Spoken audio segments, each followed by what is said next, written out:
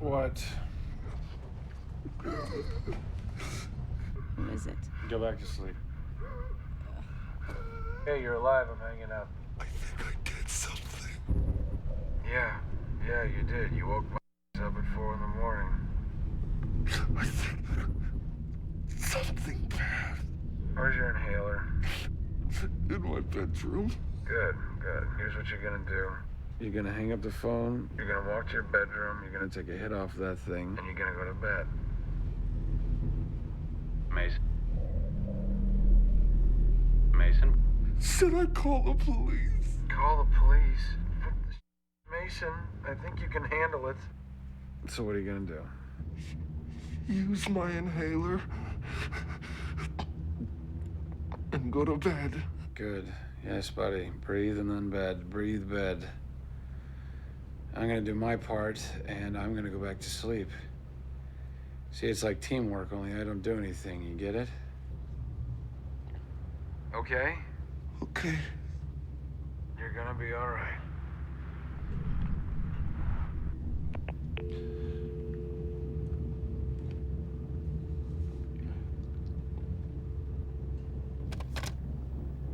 I'm gonna be all right. Well, that was a reenactment of a conversation Tim and I had on the phone when we were in college, and I really do appreciate that. It helped out a lot, Tim. Thanks. Anytime. Just kidding. That was a clip from a movie called Spiral, and this is a clip from a television show called Popcorn. That's right. Extended clip, you might say. Absolutely. I'm Skyler Ross. And I'm Tim Boehme. And welcome. Well, my pick this week is, as I said, a movie called Spiral. And as you will see when we get to Tim's choice, we picked sort of similar kind of movies. It's a theme episode, folks. Yes, we could. I can't compare it to several of the movies it could be compared to without giving some stuff away. But they're both a little bit Office spacey. In this clip, you saw, I forget his name already. Mason. Mason. You saw Mason calling his friend Berkeley. Berkeley. I'm really good with the names. Mason calling his friend Berkeley to talk him down out of some sort of psychotic episode or something like that. And we find out fairly quickly that they are friends going back a long way, and Berkeley is a manager of some sort of Office spacey kind of office. JZ, and J, I think is what it's called. Dizzy DJ, what was that? DJ Jazzy Jeff? Yes, that's it. That's what it reminded me of. I just couldn't remember his Free name. association now? Yeah. Okay. So he works as a telephone solicitor, I don't know, selling financing or something like that. Very Office spacey, meaningless, drone-y kind of work. My apologies to any of you who may Dilbert-esque. work at that. Good word, Dilbert-esque. And Mason is a fairly unusual and socially awkward young fella, as you will see in this next clip. A what? I'm sorry, I'm not familiar with that. Yeah, I'm gonna have to check with my supervisor. Can you please hold?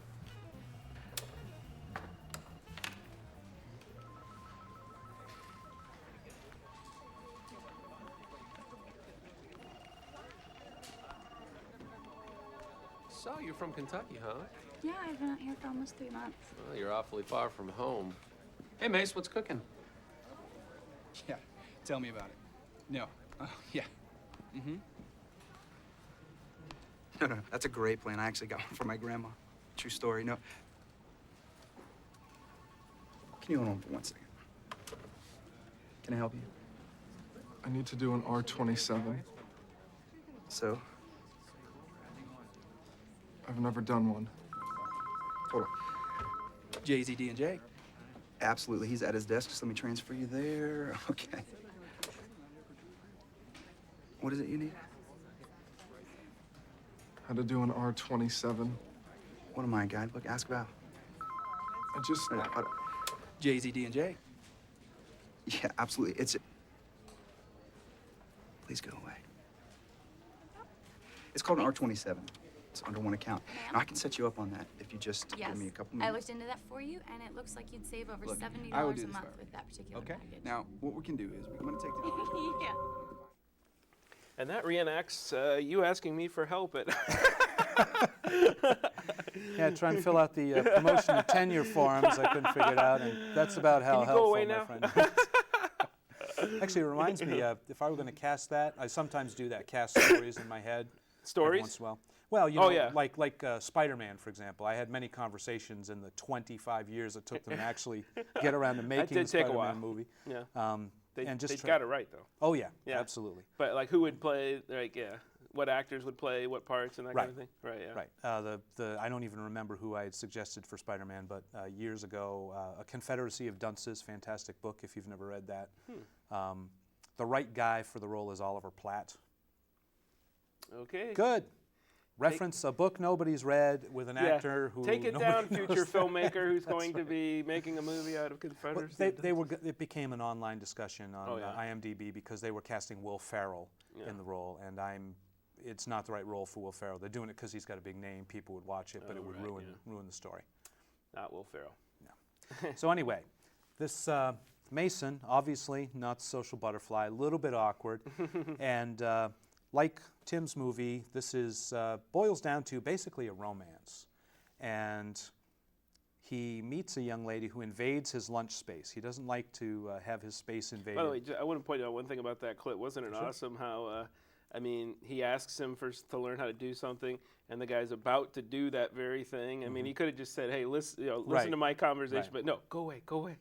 Yeah, Mason is not a popular boy. I'd say that's a subtext of the movie, just the disconnectedness of all these movies. You know, nobody cares once you get inside your little cubicle. You know. So anyway, back to the love interest. Right.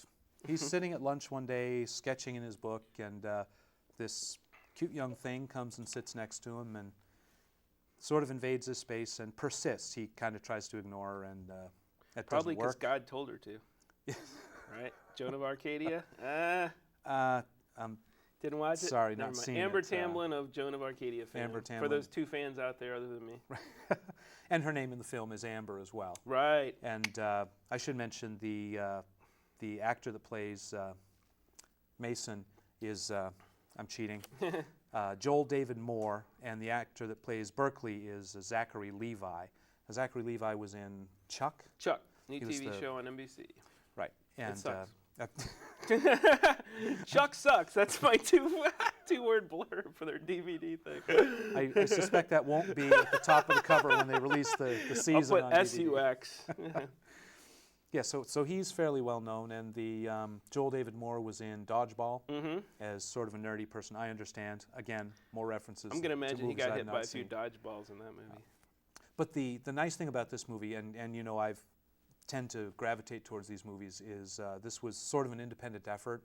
The movie was written, directed, and produced by these two guys. Yeah. They're friends, and they, I guess they had some contacts in the movie industry and were able to get enough financing and equipment together to make the movie.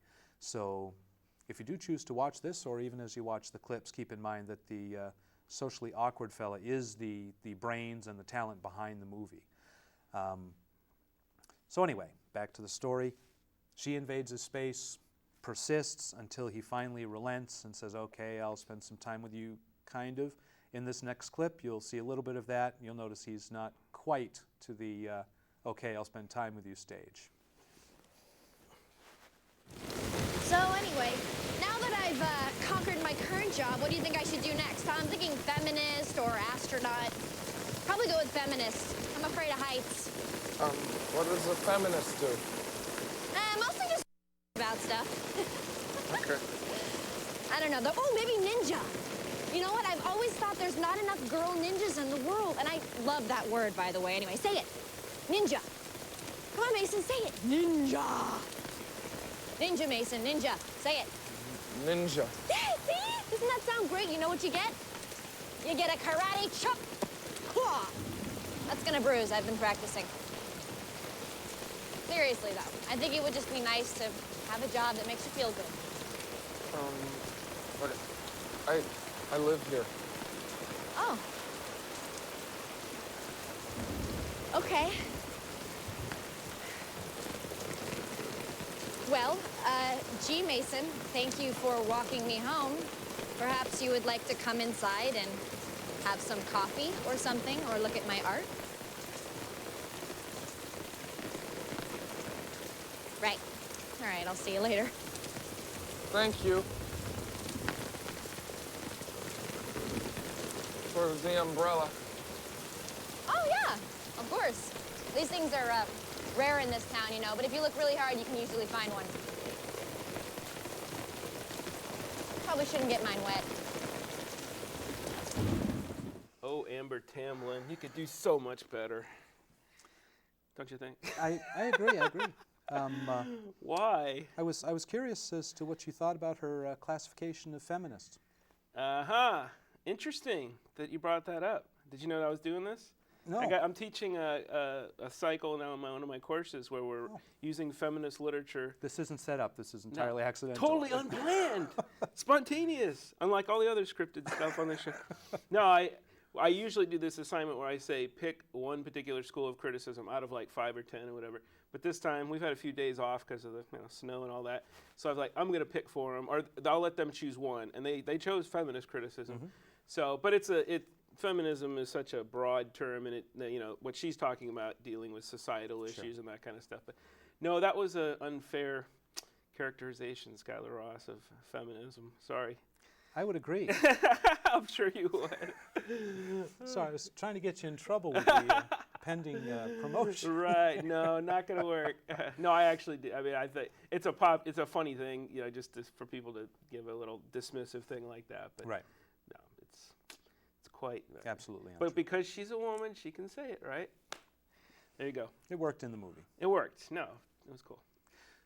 It's important to understand that for this movie that Mason is a painter, and actually quite a good one. And as their relationship progresses, he begins to sketch and paint her, rather pivotal to the plot. And I think that so often in movies with severely disconnected, dysfunctional characters, quite often this sort of thing of the painting is a substitute for any sort of physical intimacy between them. It's certainly seems to be the case here. You've probably got a good literary well, don't you term think for that. The idea, and I guess we're not giving anything away, but this guy's problems seem like the more and more either emotionally or and then physically, they don't really show anything, but right. That's where his problems. It's like Psycho, right? He can't. The closer he gets to having sex, the more he wants to kill somebody for some reason. Don't you think? That's the whole idea. I'm just wondering how common an affliction that is. Yeah, no, somebody who's not, they're stunted, right. That kind of right. thing, and they suppress, and then it comes out in an appropriate way. Murder. Yes. Always a good decision. Anyway, this next clip is Mason. I'm not sure it's the first session they've had together with the sketching, but it sort of hints at a little bit of developing intimacy. No, I just can't figure out what color to use for the shadow of your arm. So we're not going to talk about it.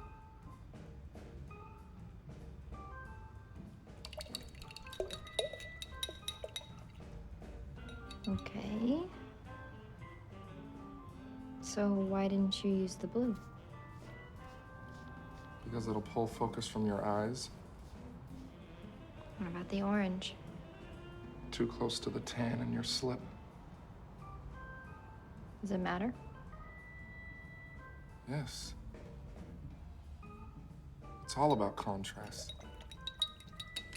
To accentuate some parts, you have to hide others. So they can't be noticed? So they won't draw attention.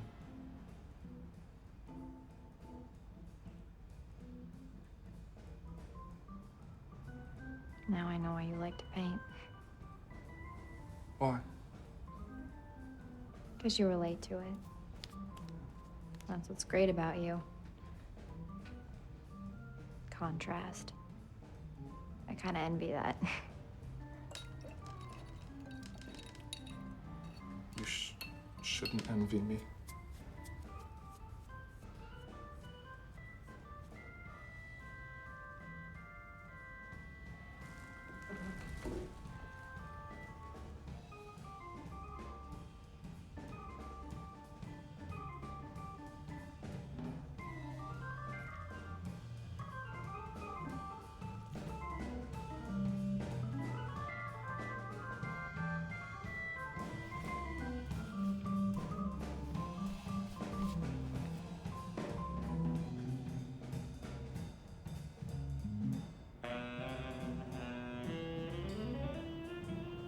That's me. I mean, doesn't that just look like, hey, you're dating Gollum, you know? I really. Now, I thought that was a very touching scene. It was touching, but I mean, just his look on his face and everything. I just remember him go, "My precious, I'm gonna paint you." He is a tad on the creepy side. Doesn't look that way if you watch the special features. The actor does not. I mean, he's nerdy. You can't cover that up. But he doesn't act all creepy. Right. He's not at all creepy. He's a kind of pleasant and fun-loving kind of guy. As are all actors. Yes, absolutely. Except for. Sorry, I can't come up with one fast enough. Charlie Sheen? I don't know. That'll work. Right, so their relationship progresses, as you saw there, and then it does not continue in the sunshine and roses stage of the relationship. Eventually, we get to see a little bit of Mason's darker side, which is caused by some recent and ancient past traumas that are alluded to throughout the movie, but we really don't find out what went on until about I'd say about the last 5 or 10 minutes, where we find out what went on and then maybe not find out what went on, and don't want to say too much because it's a little hazy. Really is a good ending. This quite often, and I think I've said this before, quite often I'm impressed with a movie. It does a lot of great development and some good situations, and then they wrap it up. I think we found that with we discussed that with the amateurs last episode. The way they wrap it up just kind of leaves me, a little too neat. Yeah. This one I really, really did like the ending, and I don't want to say any more about it for fear of spoiling it. But I do want to take a look at a tiny bit of Mason's darker side. Where is it? Poses. You met me in all the same poses. Where is it? It's the last pose, Mason. Why is it ripped out? Where's the other one? Where is it?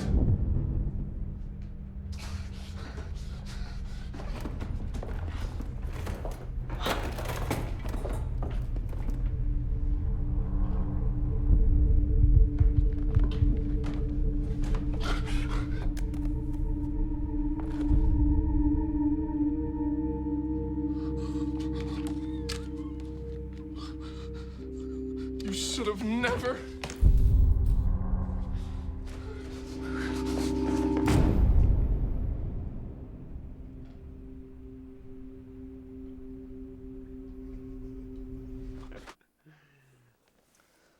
And that, dear viewers, is all you get to see. I'm sure it was like some weird, caricature of Hillary Clinton that really threw her off, right? This is the worst drawing I've ever seen of Hillary Clinton. I'm out of here. Yes, could have been that. I think personally, what I think is that the drawing is a drawing of whatever was in the briefcase in Pulp Fiction. Exactly. And I think that's what really horrified her. That's And if you catch that reference, then scary. That lets you know a tiny bit of something about the end of the movie. One last thing I want to say about the movie, aside from that I really enjoyed it, and if you're into this kind of tense, taut, psychological suspense thriller, I highly recommend it. It does have a bit part with Patricia Helfer, I think is her name. Patricia Helfer, yeah. She's from Battlestar Galactica. She's the Cylon that lived in what's his name's head for Baltar. Yeah. Six. Her name's Six. Six? Yeah. Okay. I haven't seen a season where they start calling her Six yet. Really? Oh no, maybe they just how they refer to her online as Six or something. But she's Six. She's not a 6 though. No, she's far from a 6. And 9. Yeah, that was weird how she just kind of turned up for a little bit at the end. Must have. Yeah, I think I said that they had some connections in Hollywood, and one of those connections must have had a connection to her, and will you do us a favor and be in our little independent film? Yeah. And we'll show those photos of you. Usually you see the big name or the biggest name on the box, and it's one of the bigger parts, and you see this one. And it's about that's a snow job. About a 5-minute 5-minute appearance. Rent the movie for her and get to see her talk for 3 lines or something. I didn't even recognize her till halfway through the thing. She looked very different. Yeah.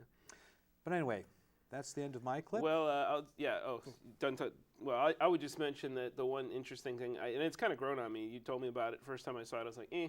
But watching it again, one thing and hearing you discuss it today, it strikes me that it's sort of like it's a movie where it could have gone in, a couple different directions at least. I mean, certainly it kind of went in a way you expected based on the setup, but it's almost a movie where I could have expected that they could have turned it around at some point and it would have just ended being kind of a weird romance. Right. But it's not that. I mean, well, it is. It is a weird romance, but not just a weird romance. But and it's.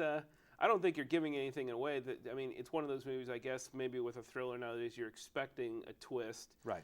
But the way they do it is kind of interesting. And I will say, for a low-budget movie, one thing that struck me: some low-budget movies look low-budget. Mm-hmm. This one looks as good as I don't see how it would be improved by spending $50 million on it to make the. I think the cinematography is awesome, and the use of the ever-present rain, setting that mood in the film was pretty cool. So. And anyone who's been in Jefferson County for the last 2 months, I think that's where they filmed last March in Jefferson County. But yeah, and I agree. And I think part of the way they did that was they kept everything simple.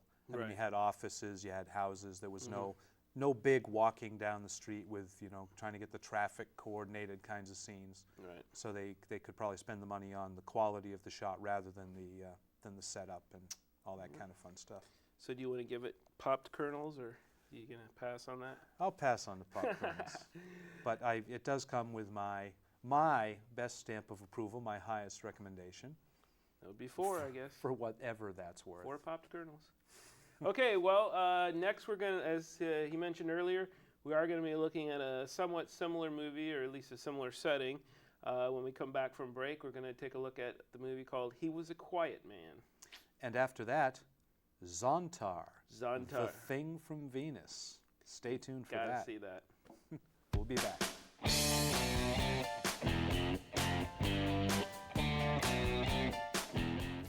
You may not know their names, but the students who are helped through a Jefferson College Foundation scholarship carry thanks in their hearts. It's for the kindness that our contributors have shown. Make a difference in their tomorrows. Education, the great equalizer. It doesn't just mean you get more knowledge. It means you improve your quality of life. Give to the Jefferson College Foundation today.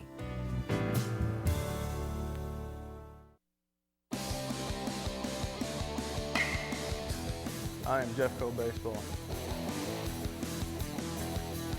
I am Jeffco Baseball. I am Jeffco Baseball. I am Jeffco Baseball. Jeffco Baseball. Come see what you're missing.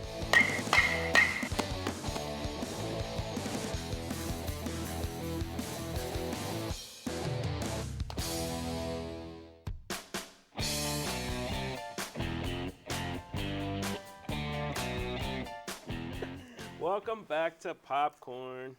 And I have to apologize. My wife won't let me dance on the TV show anymore. She doesn't think it's flattering for me, so. That's funny. Your wife said I could dance all I want. Wait a minute. Anyway, by the way, if you want to email us about Skyler's wife, it's about anything. It's popcorndudes@hotmail.com. And those of you watching this on TV realize, of course, that once again I'm sitting alone on my end of the sofa. I've been moved away from. Drinking. Anyway. Do we say welcome back to Popcorn? I think we did. Yeah. Oh. With the dancing. He's Tim. He's Skyler. And there's his wife. No. Anyway, so we got another office drama. I've just thought, I kind of thought, what does the office drama, office thriller, I guess in this case? Office thriller. There's a. Yeah. I know, yeah. Oxymoron. Well, maybe that's what they're looking for. Something like, hey, let's make this more interesting. But what are the elements of an office drama? This is what do we got here? We got disaffected loner. Tedium. We got jerk boss. That's always a jerk requirement. Boss. Gotta have a jerk boss. Now that's not an oxymoron. That's redundancy, right? Oh no. Does the dean watch this show? No. Anyway, and popularized by Gary Cole, of course, the ultimate jerk boss. Mm-hmm. You want to do a little Gary Cole for us? Yeah. I'm going to have to go ahead and say no. You're gonna have to stay late on a Friday. Yeah, sorry. Anyway, but yeah, and then there's the more obvious jerk boss where he almost like cusses you out or something, like Alec Baldwin and Glengarry Glen Ross. You know, you're not a real man. Get out of here. You know, if you don't like it here, leave. You know, that kind of stuff. But both these movies have that. And with He Was a Quiet Man, we also have, I think, another standard thing in office dramas is that there is some woman who has to be, you know, the disaffected loner has to find some woman to obsess about. It doesn't always have to be within the office, but in the case of our movies, yeah, Amber works at a higher floor, and Vanessa, played by Alicia Cuthbert of 24 fame, is the love object here. You know, according to what I've heard from fans of 24, I don't think I'd classify that as fame. Yeah, she's got her detractors. I think, frankly, the show's gone downhill since she quit. Alicia Cuthbert of 24, when will they kill her reputation? They never did. Dang it. No. Anyway, but the star of the show is Christian Slater. I think he's in probably every shot in the movie, or almost every shot. And I got to say, Christian brought it. Don't you think? Yes, I mean, absolutely. You didn't really see this coming. You thought Christian Slater was pretty much going to be Christian Slater for the rest of his life and not do anything really that rigorous or challenging. But here he did, and even shaved his head apparently to do the old receding hairline and wore a cheesy mustache. That's sacrificing a lot for the role right there. And we got William H. Macy doing a little bit role in the movie. But so good players. In this first clip, we're going to see, Christian Slater's character, Bob McConnell's got a little bit of a problem, and that is, I guess it's a problem a lot of people face at their work, you know, thinking about, who am I going to kill? No, it's only really the crazies, right? You've never thought that. Anyway. Not at this job. Okay. My last job, yes. Let's take a look at this. Can't say where that's at because records are sealed. You know, shouldn't procrastinate like that. No. If you got a goal or something you're going to do, you should follow through with it, right? I'm not comfortable with this discussion. Well, the problem, of course, is that if you don't follow through with something like that, probably some other crazy guy is going to step up and start killing people. And that's what happens to poor Bob. Some guy named Coleman steals his thunder and starts shooting people. That really has to be a depressing situation, doesn't it? It's like, yeah. And Bob's like, oh, look what you did. You know, he's jealous. So yeah, that's what happens the early on in the movie, that this guy Coleman just starts, just like Bob was thinking of doing. But a little twist here, Coleman has also shot Vanessa, the love interest, Alicia Cuthbert. Bob's not so happy about that. No, can't have that.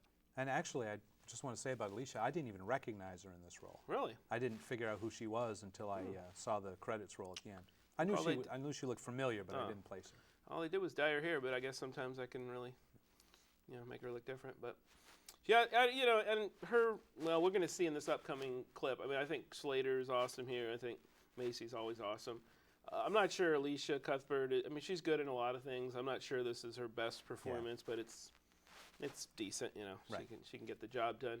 Unfortunately, Bob, he steps in to save Vanessa's life, but she's already been shot and pretty grievously wounded. So she's not exactly happy about having her life saved at this point. I think I know what you're going to show. No, I'm not. Oh. I can't show that. Okay. Yeah, she actually spits in his face and cusses him out when he goes to see her at the hospital. So after he comes back later, and she's a little calmer now, and she has a little request to make of Bob. So let's check that out. All right. When she made that request, she should have added to it that before you end my life, you can go out on a date with me. He might have been like, hey, I'm there. Because that is what happens. Yeah, and it's weird that, again, both these movies have a twisted romance as an undercurrent, kind of Beauty and the Beast, as they say. And you're kind of with both of them, you're not sure where they're going. And I'll just say I guess without giving it away, there is a bit of there's something. Well, there's some clearly. There's almost like Ally McBeal type stuff.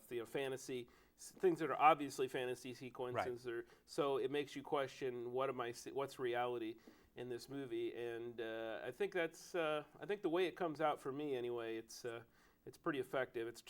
These days, ever since The Sixth Sense, it's kind of hard to pull off the big twist and not have people go yawn or whatever. But do a pretty good job of it here. And this next clip we're going to look at kind of the other weird thing about the movie is another low budget movie, and there's certain parts which look a little look sort of low budget, but there's glitches in the film sometimes. And if you listen to the director's commentary, the director talks about how he used this kind of new format for digital filming and that kind of thing, and it would occasionally put a weird glitch or like a little skip in the movie that it's almost like you're watching. So, if you ever watch Fight Club, there's weird subliminal things that they deliberately put in the movie to kind of mess with your head a little bit. So there's accidental ones, but the director would always say, "Hey, yeah, I meant to do that." But it suggests again, it's a weird coincidence that suggests the unreality of certain things in the movie. And this next clip suggests that to me too. I mean, they're looking at airplanes going overhead. To me, it looks pretty kind of fake in a way, but it still looks kind of interesting. You ever see some CGI looks clearly fake, but it's still interesting to look at. So I got to say that I really don't know what you're talking about with the glitches, because we here at Popcorn know nothing about encountering technical difficulties. Well, we're too low tech to have glitches. Smooth all the time. All smooth all the time. In fact, JCTV in general, never a problem. And we have to say this. We have never had to do a second take of anything as long as we've been doing this show. Knock on R.I.P. here. Okay, well, let's check out these airplanes flying overhead. Oh, I think things are going to change for their relationship, don't you? If they didn't, it would be a pretty boring movie. Roll credits. Everybody's happy. No, not in this movie. I was just actually watching that scene. I was struck by the, not similarity necessarily, but my left foot popped into my head. Huh. Because she's paralyzed but can move one pinky. It wasn't my left foot about a guy who was paralyzed or had no control over his body except for one foot. Yeah, it reminded me a little bit of $1 Million Baby, just because she makes that request of him in the movie, and can't move, can't take care of myself, so please kill me, and he does. And then the movie's over.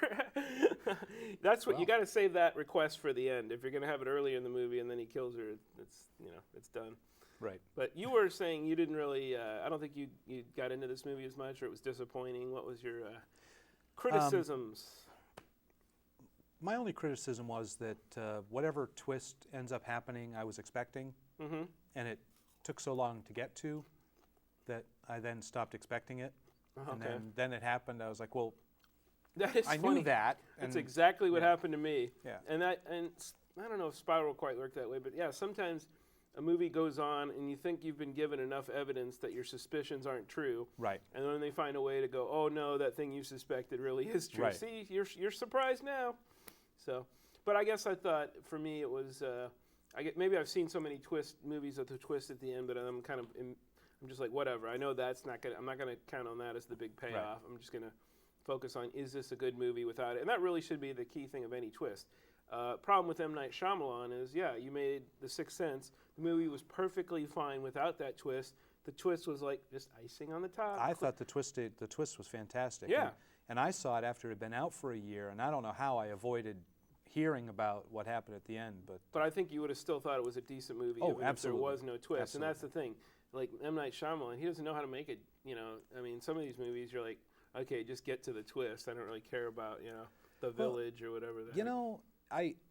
I will never watch another movie with his name on it. I watched 3 of them. I watched the one with what's his name, Bruce Willis's Superman, Unbreakable. Yeah. And I watched that Village, and apparently I was supposed to believe that they lived in some sort of agrarian society, and it wasn't modern day times.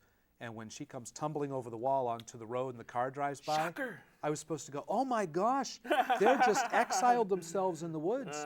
But when they first started showing the village, I thought, here's a bunch of people who've exiled themselves in the woods. And when the twist came along, I was like, Yeah. Yeah? What's the twist? Right. The government knows about it or something? Right. And I was very disappointed It by it. got worse with Lady in the Water, and its next movie is called The Happening. I'm like, it ain't. That title ain't happening for one. Anyway, but I do like this movie, and I guess the other thing I would recommend if you rent this, check out the director's commentary, because especially go to the ending, because he's got some. It's a pretty dark ending, and he's got some interesting things to say. Who is about the director? I can't remember this guy's name. I didn't write it down, so I don't know. Look it up, IMDb. Something like Costello or something. Frank Costello, I think, maybe. But And we should say, by the way, famous. that this is the first time that we've ever gotten together with our clips. Yeah. Not our clips, but our DVD picks before the show. And actually, didn't we even have a little discussion about who got to pick which one of these movies? No. Well, yeah. Well, I had said I could do Spiral, but I ended up not liking it as much as you, so it's cool that you did that. Yeah. Well, but I actually like it better now. I think that the better of the two movies is obviously Spiral. He's probably right, folks. You know, I was going to go for a duck season, rabbit season, duck season, rabbit season kind of thing here, but probably should have warned him ahead of time. 3 popped kernels for Quiet Man. He was a quiet man. Title a little bit too long. I would have just called it Quiet Man. I don't think you need to call it He Was a Quiet Man. But I agree. Little glitch. Anyway, now stay tuned, or after the break, stay tuned for talk about a happening movie. The Happening, the Zontar, and it's the movie that you probably read that book by that guy. Oh yeah, called, that one. You know that one. The one with pages. The guy, the one with pages. Called Men Are From Mars, Women Are From Oh, Venus. goodness, no. Yeah, you didn't read that? No. Oh man, I'm sure it's awesome. Yeah. Sure, it tells you all you need to know about women, Skyler. Men Are From Mars. Zontar is from Venus. That's the key. Okay, so Zontar's next. Stick around. And in sharp contrast to our DVD picks this week, there are no members-only jackets in Zontar. I don't know if you noticed, both of our main characters wore members-only jackets. Uh-huh.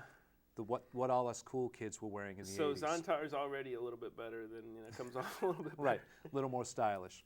We'll be back.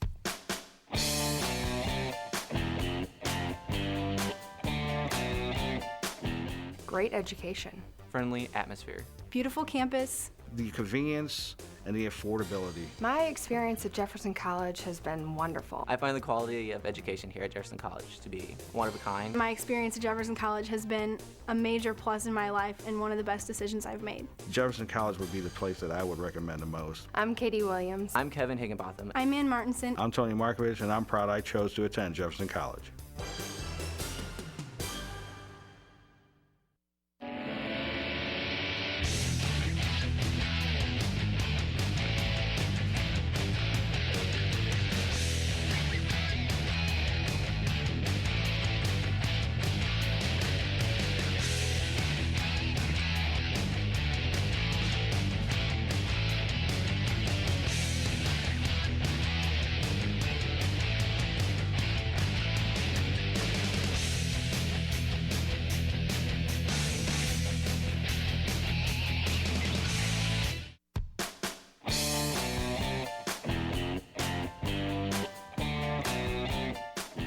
Sorry, hon.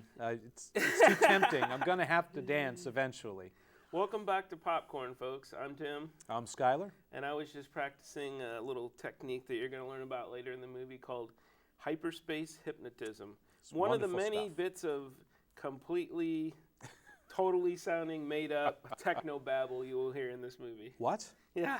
There was made-up sounding techno Wasn't babble? there's something about ruby, plutonium. I mean, there's a lot of great stuff in this movie. You'll notice in the first 3 minutes, there's about 18 lines of made-up techno babble. It's wonderful.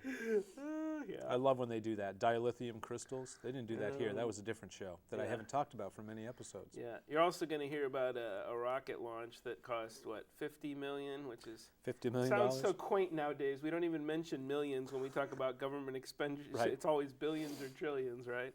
And just one guy, not ruining anything, but what does he say? Wouldn't it be great if this ran into the side of an airliner, considering what it's got inside? I'm like, no, that would be a bad thing. These are the people we have working at NASA? I also, did you pick up the people are gonna check this out in a little bit. They're gonna lay some awesome rocket launch on you. And did you hear what the guy's saying in the background? No. He's saying "Go baby" like 3 times, I think. Is that one of the dorky guards? Go baby, go. No, you just hear this voice like instead of you hear a countdown or whatever, but you hear a guy go baby, like. Are they that worried about, like, they got to coach the rocket into space or something? Come on, well, we know you can make it. It's only a $50 million Back then, rocket. yeah, they were probably like, this thing could explode, 50-50 shot. It's actually a satellite being launched. Right, so, right. Yeah. And it totally looks like a satellite when it gets up there, right? Oh, yes, absolutely. Not at all like a air filter, floating air filter. Well, we're trying to intro the movie here. So it's not making all that much sense until you've seen part of it. you got to watch it. Normally, I like to say something about the director and the actors and other things they've done and the history of the movie if there's anything available, but bunch of losers. Pretty much made by a bunch of people who never made anything again and acted in by a bunch of people who never made anything again. And I think the only one who went on to fame and fortune was the guy who actually did the effects for Zontar himself, because when you meet Zontar, you're going to be blown away. Spectacular. Yeah, if you ever thought aliens should look like roadkill, then I couldn't even tell what he looked like. It's so horrible. He's hideous. But anyway, we should get on to the movie. All right, let's check it out.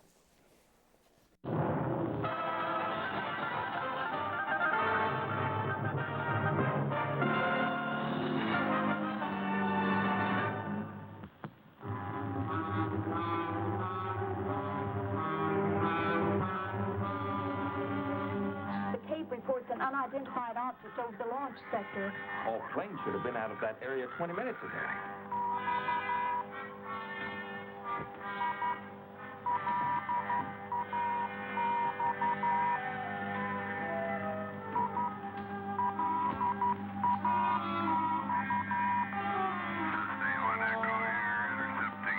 It's been identified.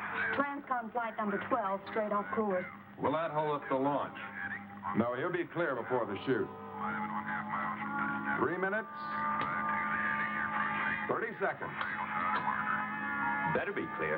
That little baby cost us $50 million. Be just great if she sideswiped an airliner with the stuff she's got inside. 3 minutes. Control power on. We'll pick her up right after first orbit and activate all sensors. If the laser communication link activates on second orbit, we're in. You know, it's strange. After all this time and money and work, the laser satellite is finally ready to go. Time. They're in the terminal position. Our scanners are locked on. We're ready to assume control anytime after third stage burnout. Good.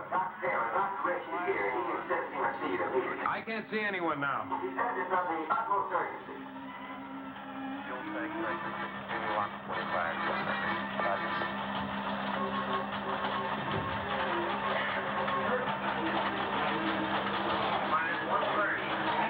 Yes, you have to call off this launch. We're committed. We can't abort.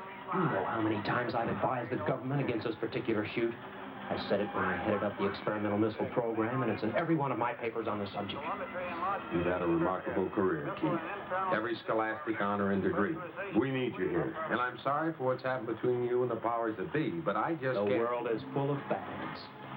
But besides being a friend of mine, I also have a great deal of respect for you. But you haven't convinced anyone that this particular project is a menace to the safety of the world. What happened to the first secret laser communication satellite? The small one. It exploded in its own orbit. Anyone know why? No. Wrong. I do. It was a warning. A warning from the other planets to keep the Earth in its place. To keep us incommunicado until we're further advanced. I predicted that fully 3 years before the satellite was launched. You know there's no proof of any other life on those planets. I'm not arguing theory. But I'm telling you this. Alien intelligence watches us constantly. They don't feel we're ready to join in the great brotherhood of the countless galaxies. They'll do something, anything, to keep us from communicating. I'm here to ask you, to beg you to save your world.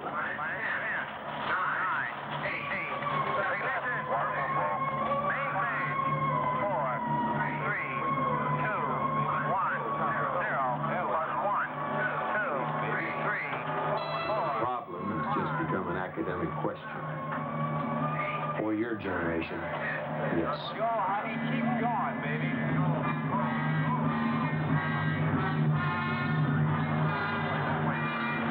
Keep going, baby.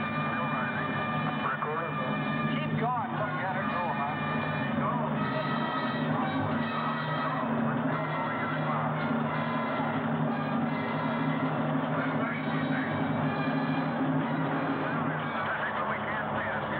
Let it go.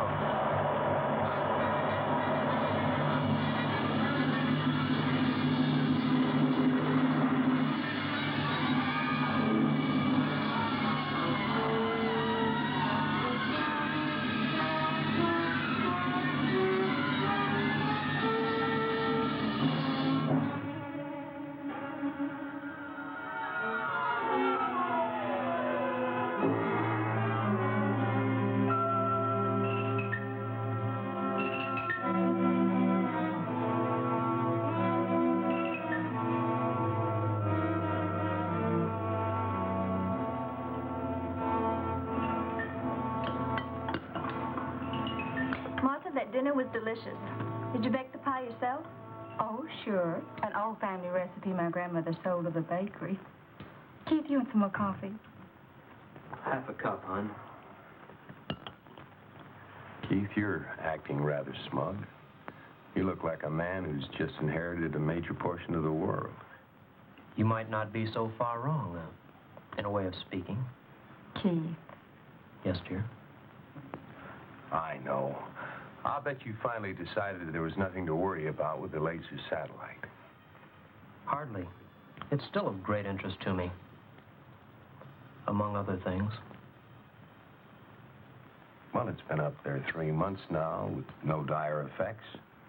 20 feet in diameter, in high orbit, traveling around the Earth at about 18,000 miles an hour. Look, can't you two talk about anything else? I'm tired of hearing about laser satellites, and isotopes, and conical graduations, and all the rest. Maybe you have something in your space technology I can use for a headache, Keith, you're hinting at something. What is it? I can't tell you right now. She thinks I'm off my rocker. Everyone thinks you're off your rocker. Even me. Now, come on. What's the big secret? Well, Keith, please. Honey, this is too big. I've got to tell someone. But you promised. Kurt will understand. Maybe nobody else on Earth, but Kurt will understand. Well, I'll try. Come on into the den.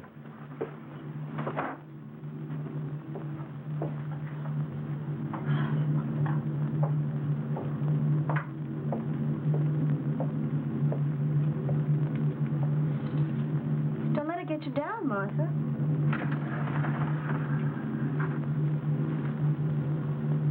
Say, that's a powerful-looking set. I've never seen anything like it before. Where'd you get it? Come on, I'll help you clear the table. It'll be just a second. I got a second. There it is.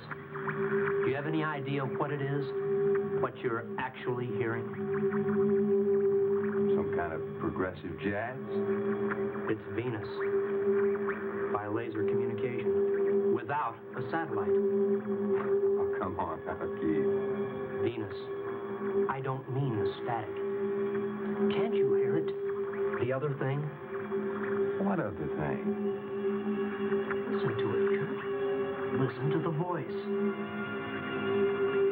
Oh, stop it, Keith. If it is a voice, it's unintelligible. Forget it. Kurt, listen to me. I've been in constant communication with him now for over 2 months. I don't know exactly how I understand, but it's a form of hyperspace hypnotism. I do know that I do understand. All right, Keith, so you got a little friend on Venus. What does he want from us? Has he got a name? Or is it just an it? Or maybe it's a she? I'm sorry you don't believe me, Kurt. He knows exactly what he wants, and he's about to make a move to get it. And although his name is untranslatable into any known Earth language, it would sound something like Zontar.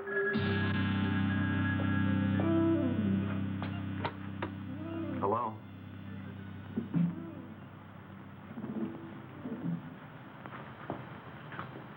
Yes, this is Kurt. What? Well, that's impossible. All right, I'll be right over. And Nothing wrong at the installation, is there?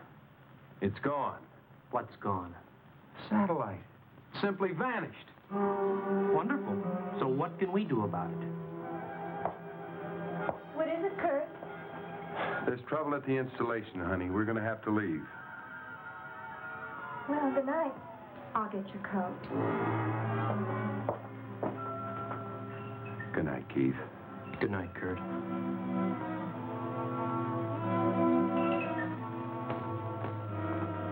I always thought Keith was a little off, but now he's really gone off the deep end. He's the genius, all right. Maybe too much so for his own good this time.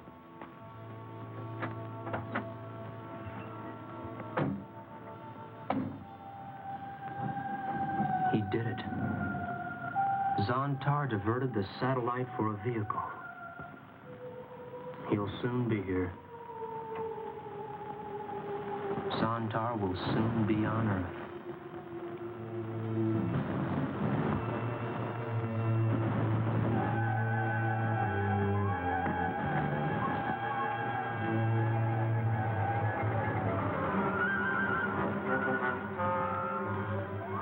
Situation the same, Sergeant? Yes, sir.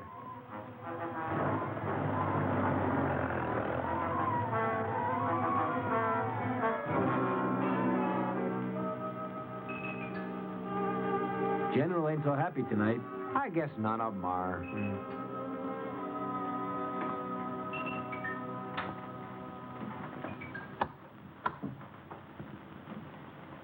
Raise the vernier on the C-band link. We might receive something.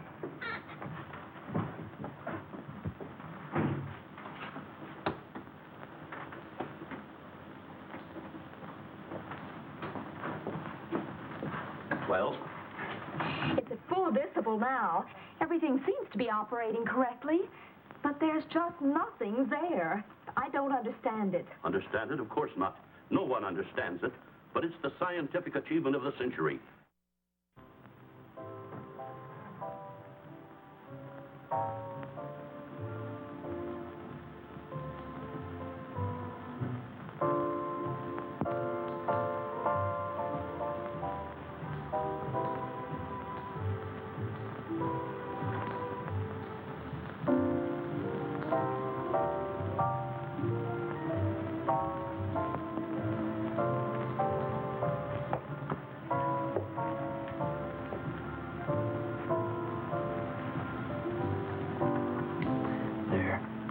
Things will be better soon. Very much better. But you promised. Oh, Keith, please come out of it. Please come back to me.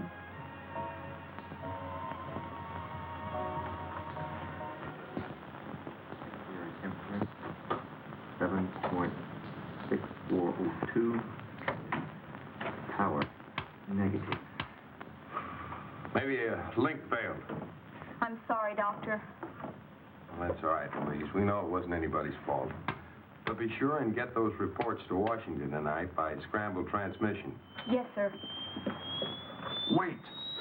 Look here, Kurt. It's back. It's just reappeared. The data link is operating. It's just as if it were never gone. It's right on orbit, functioning perfectly. Get the Pentagon on the hotline. Tell them we're bringing the satellite down for a full examination. Yes, sir. Can you handle recovery procedures yourself, John? Oh, yes. It's all programmed on the cycloid computer. All we need to do is activate it. Good. Good night, then. Good night, Doctor.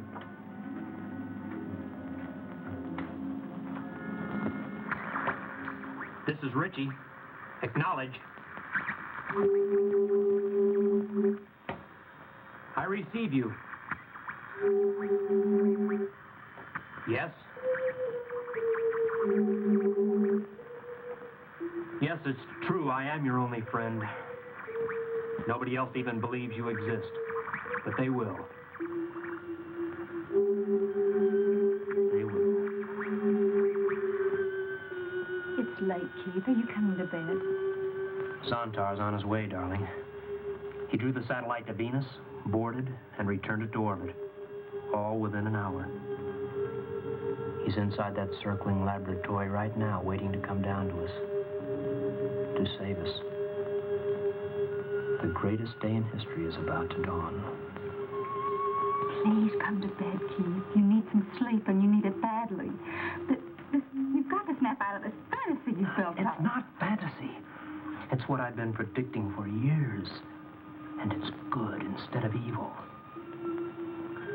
My one uncertainty was whether it would be for good or for evil. And it's for good. I'm going to stay by the set tonight. I need to be here when Zontar lands. There's still a great deal I don't know about him. Whatever you say, Keith. Good night. Night.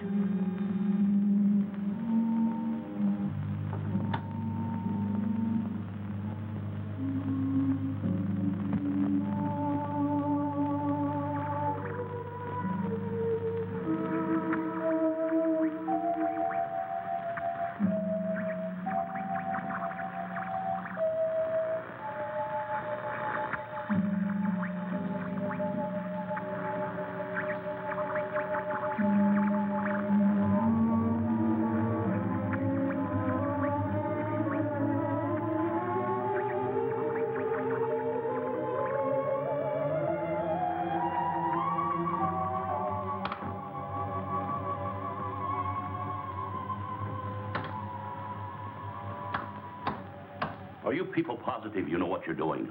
Oh, I think we can manage without wrecking it. This cycloid computer just doesn't make mistakes. What am I worried about? I'm not paying for it. They're ready at the Cape, sir. Yes, Mr. Secretary. Yes, sir. Yes, sir. It'll be done. Well, that's it. All clear. Bring her down. Roger. 30 seconds. Position 42 north. 58 minutes. Check. 59 minutes. 43 north. Locking and locked. Computer now programming the bird. Fourth cycle entering atmosphere. Too fast.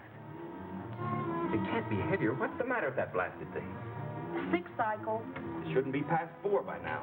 Something wrong? I don't know, General. It's setting its own course. It's almost as if it had a mind of its own. Everything is engaged. It's just abandoning its own orbit. This just can't be happening.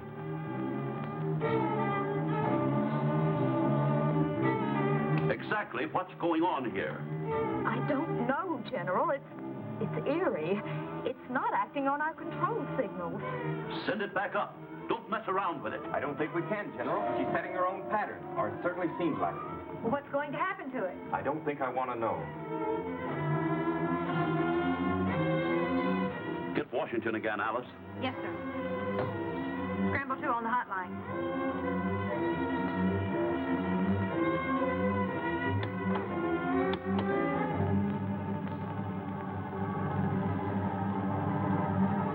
We've just lost all contact, radar and sensor.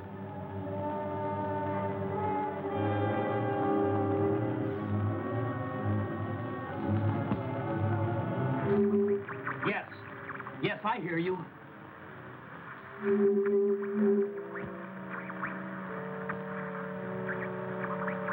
Martha? What is it, Keith? Come in here.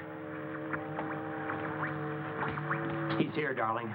Zontar landed the satellite in a cave. They couldn't even track him. Keith! The world has been headed downhill for a long time. Wars, larger bombs. But now it will be over. All our dreams for perfection will now be realized. Zontar will see to that. I've got to phone Kirk. He must know. No! Please don't tell anyone what it is that you're imagining. I'm going into town.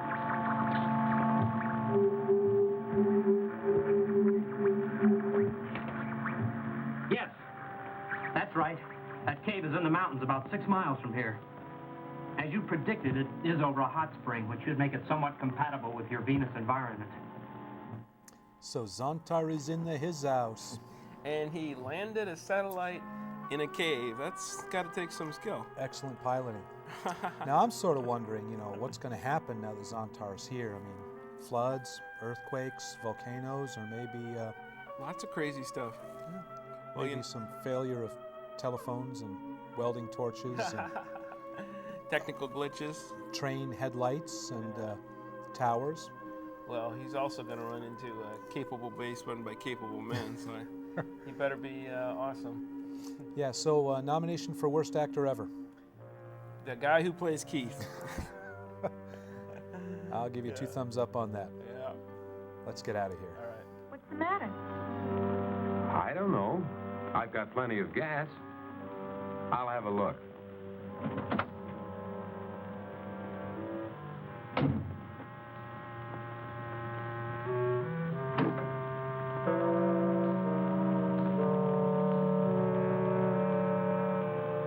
Odd, car clock stopped too.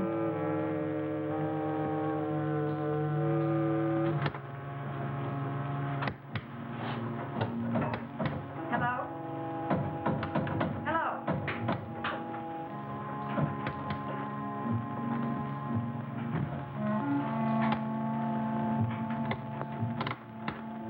Hello?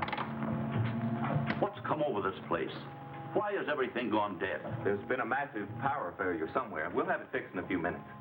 The hotline's dead, General. Careful, General. There's a 500,000 volts in there. What happened to the satellite? I don't know. It must be down somewhere. I don't understand it. It just couldn't disappear. Gone. $50 million and 1 million hours work. I can't find anything wrong. Well, what are we going to do? Keith's house not far from here. We'll have to walk.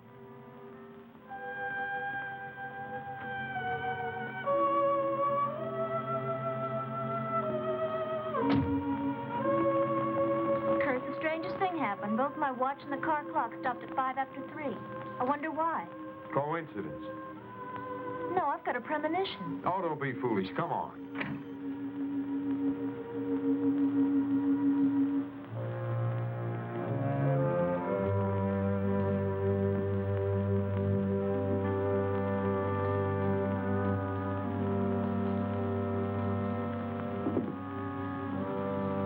Yours dead too? Yes. I don't understand it. What's going on around here? I don't know. No radio, TV, even the wire services are cut.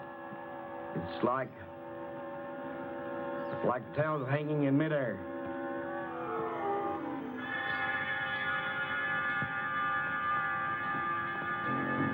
Mrs. Ritchie.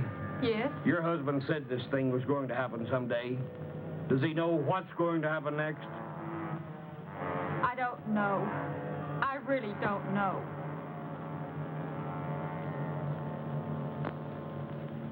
Yes. I have the names of the control units in this immediate area.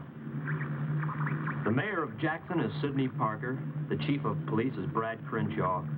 They're very important for controlling the town. The chief security officer of the installation is General Matt Young, and the head of the laser project is Dr. Kurt Taylor. Along with their wives, that's 8 people. All that's necessary for complete control of this area. As I understand it, you're now hosting 8 control devices. Is this correct? I would like to see one of the injectopods. They actually grow as part of you and then separate on command, don't they? Fantastic. Now I have the general locations of the control units.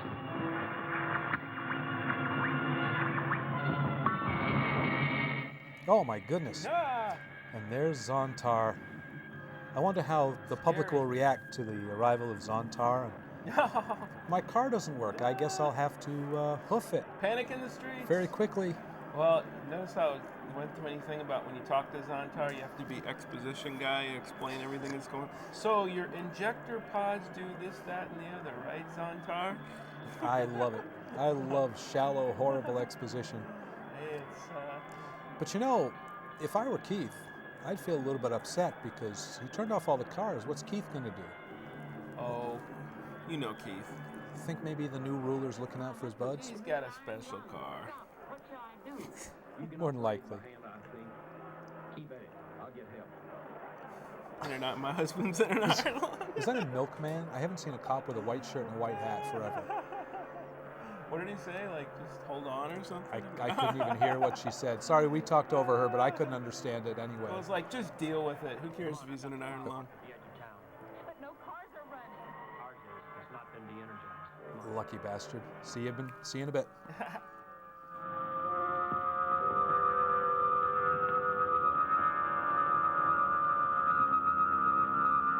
Kurt, what's that?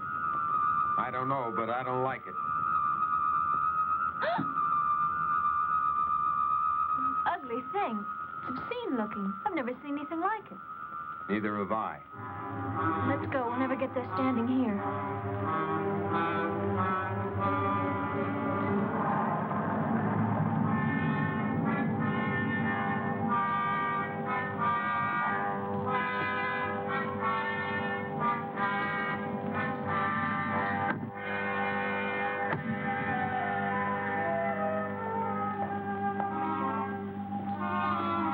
Our car has not been de-energized. Zontar stopped all power at its source. That means steam, water, electricity, combustion engines, everything. Water? You mean the faucets won't work? That's right. That's ridiculous.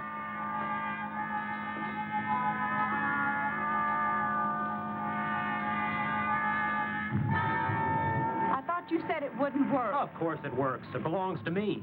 Zontar stopped the power selectively. We're not affected. Come on in.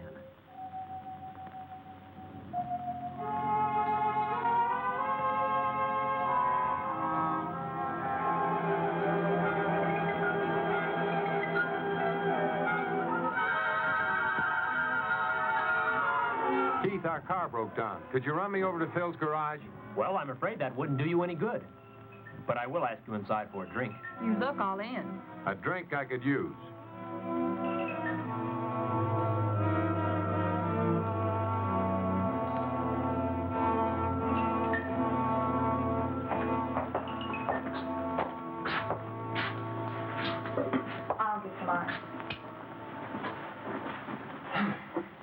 What's your pleasure? Oh, scotch and soda's all right. Oh, my feet. Just put some ice in a bucket for me. What time did your car stop running? A little after 3. You know, my watch and the car clock stopped at the same time. Keith, how did you know the car stopped running? Could have been a broken axle or anything. Could have. It just stopped running like every car did today. Like everything mechanical did. Keith, what's going on? What's all the mystery? Do you know something you're not telling us? Relax. You have time. Time for explanations. Perhaps even time for understanding.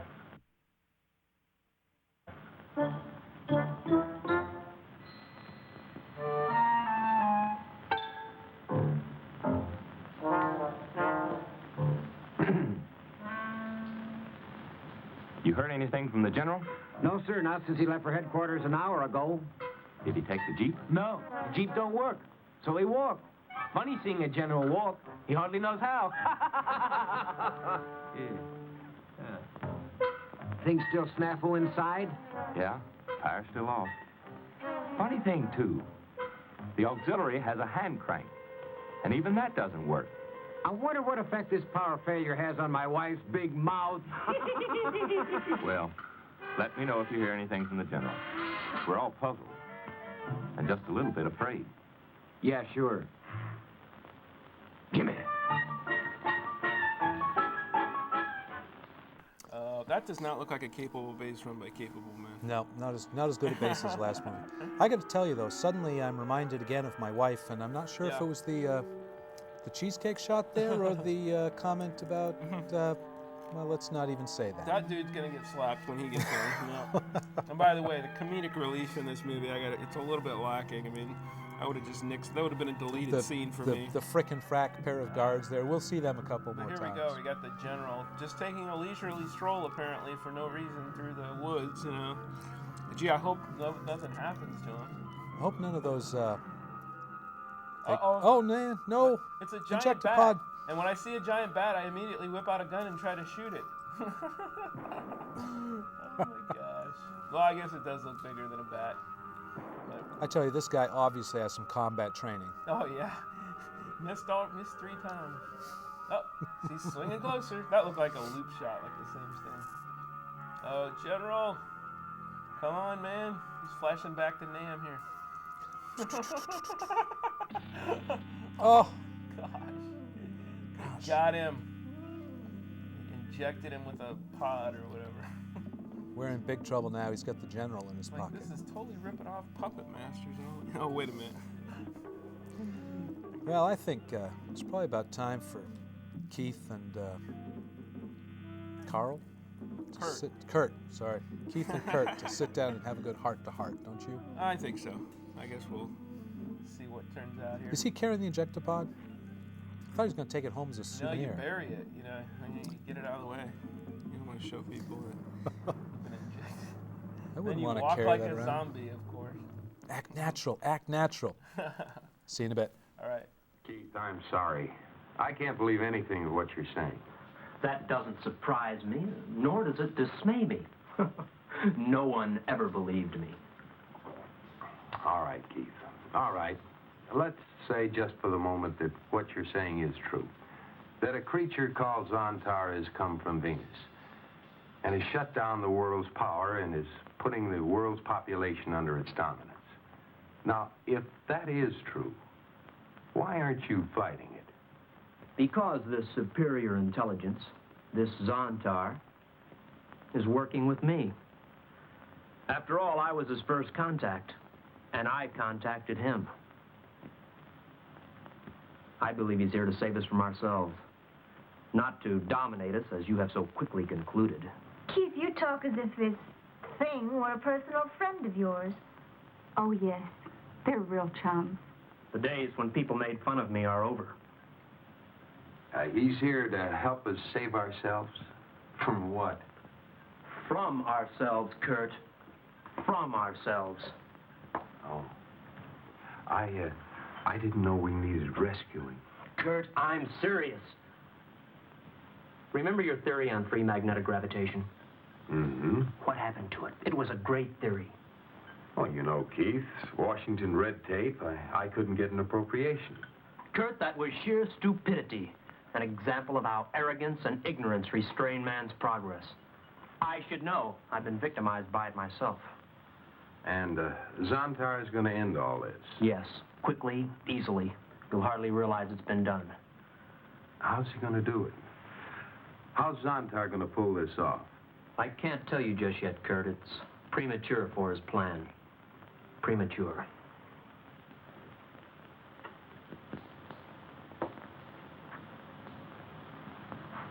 But you'll understand everything pretty soon.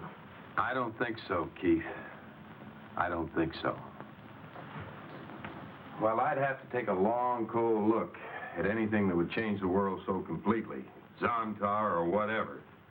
Look, Keith, would you run me over to the lab? It's useless going there. The lab is completely inoperative. All right, then will you run us home? Sure. I'll be with you in a minute.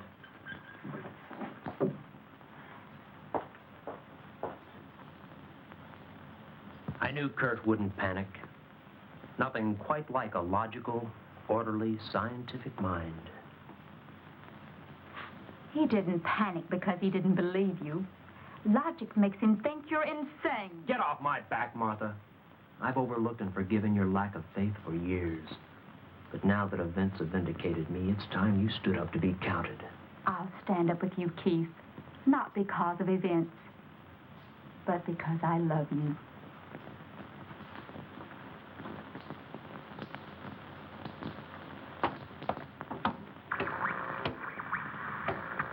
Were you in contact?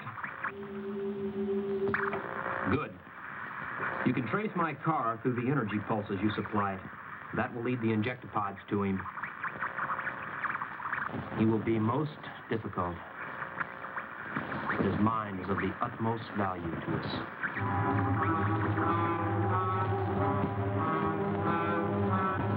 Everything under control, men? Yes, sir, as well as can be expected under the circumstances. I have a top-secret twix from Washington. This whole area has been placed under martial law. I'm in command, and we will proceed immediately to prepare defense measures. Against what? Don't ask questions.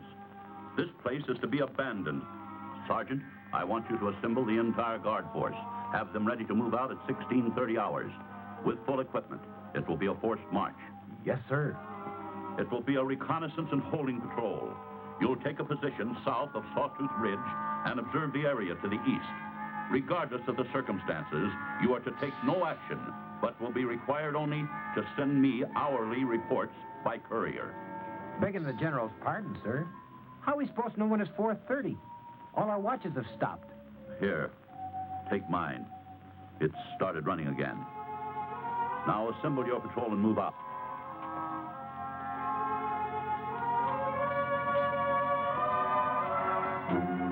Oh, General Young. Any news? Yes. Big news. We're in the midst of a communist uprising of some kind. They've sabotaged every known source of power in the area. Seem to have disrupted all communications. What? How'd they manage to get all power sources at once? Well, I can understand them managing to blow the big electric and water plants, but none of our generators here are working. Don't ask me. I know they did it. Don't know how. How did you get the message? Radio and wires as dead as everything else. Special courier managed to slip through from headquarters command. You are all restricted to this building until the emergency is over. Do you mean we're prisoners? Let us say you're all under protective custody. They love to get their hands on you with your knowledge of that satellite. Well, there's blankets and canned goods in the closet there. We'll make out. Not comfortably, but we'll do it. I'll see that supplies are sent over. Remember, you're not to go outside that door. We read you, General. We won't move an inch. Well, guess we've got a lease that's hard to break. Well, at least you get a day off. Your sense of humor's kind of strange today, honey.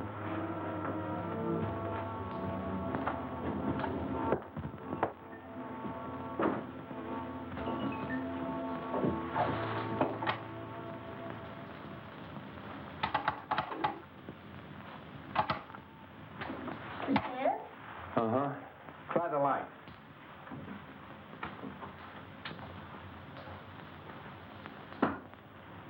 Kurt? Hmm? Kurt, I hesitate even to suggest this. But do you think Keith could be right? Well, anything's possible. But I don't think so. Yes, but he seemed to know about it. He expected it. Look, Ann, I've known Keith for over 15 years. He has one of those intellects that allows him to make calculated guesses.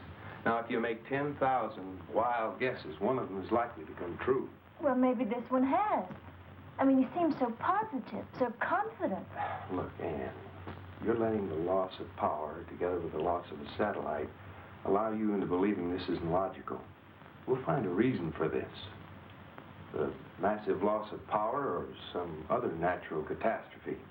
But Keith sees in it some reflection of one of his fantastic ideas. Don't you see?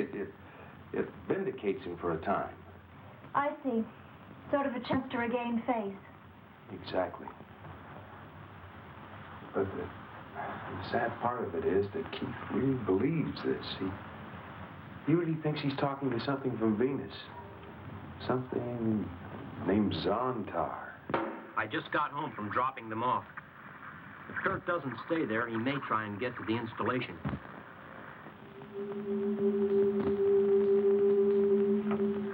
I see. It will take you 12 more hours to grow 8 control devices. That's unfortunate. We could use them quicker than that. But once we get Kurt, we can hold off investigation for that length of time. The President of the United States has great faith in him. And if you can control a hotline call from Kurt to the president, we can stall for that length of time. What are my instructions?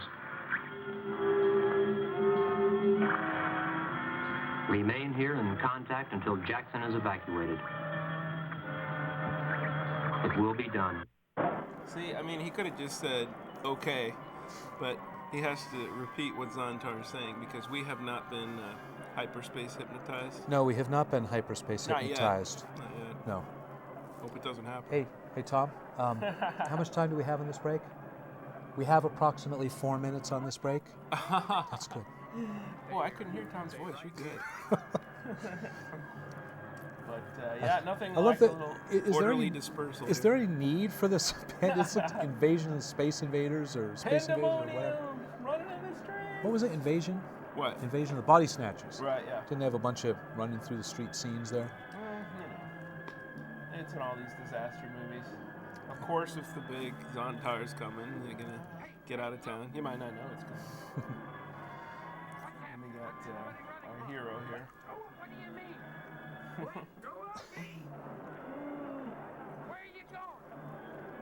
Actually, reminds me a little bit of 28 months later, 28 weeks later. Yeah. Did you see that? Yeah. What'd you think of it? I like 28 Days Later better. I thought 28 Days Later was a much better put together. Was that Cillian Murphy? 28 Days Later? Yep. Yeah. Yep. I didn't recognize him first time I watched it. Well, I'd never seen him before, and then I saw him as the Scarecrow. And then when I watched 28 Days Later again, I was like, hey, it's that guy. That's pretty good. Yeah, here we are. Now, I got, military. you know, we used to walk through the woods. I lived in suburbia when I was growing up, and I saw a funny-looking Boyd. I saw a funny-looking Boyd. No, but you know, we never saw troops maneuvering through the woods right outside the town. It's a little bit unusual. Special scenario, man. Now that is a sweet bike. Oh, look at that. They're selling one of those on eBay for like $800 last week. That cracks me up. It's like big dramatic thing. It runs into the garage and comes out with a 10-speed. Yep. I've got to find out what's going on. Now look, you stay inside. And remember to keep all the windows and doors locked. Oh, Kurt, I'm afraid something terrible will happen. Please don't go. Kurt? That's pretty much the role of the wives in this movie, just to don't do what you're doing. Yep. Stop acting like an idiot. I think we've got a pivotal little encounter going on here, so... Okay. Well, let's get back to the movie. Alrighty.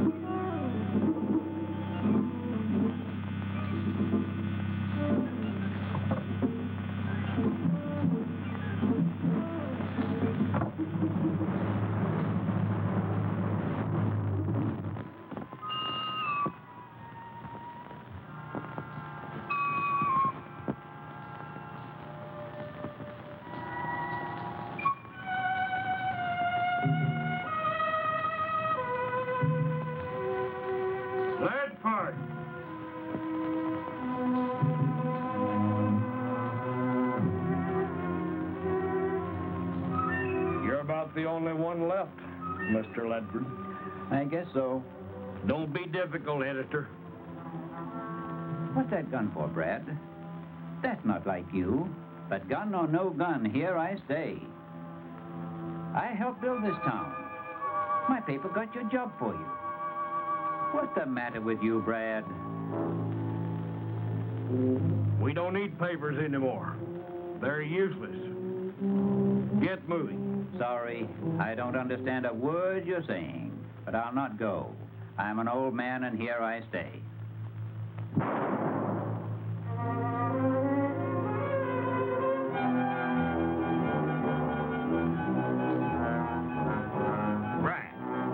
I've been looking for you, Doctor. I just saw you kill a friend in cold blood. Why? Orders, Doctor. Orders. Orders? Orders from whom? Zontar, of course. I'll have to place you in protective custody.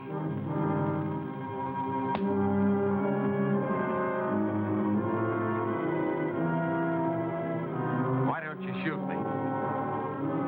You're to be one of us. You're free to go. You can't escape.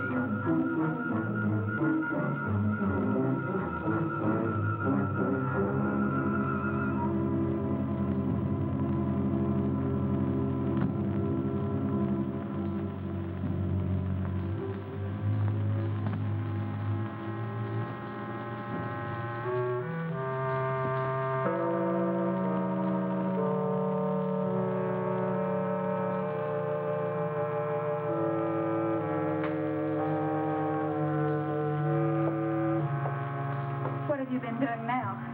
Zontar finally told me about the biostructure of the control devices, the injectopods. They're part of him. He detaches them and they fly to the persons wanted like birds. I was trying to spot one.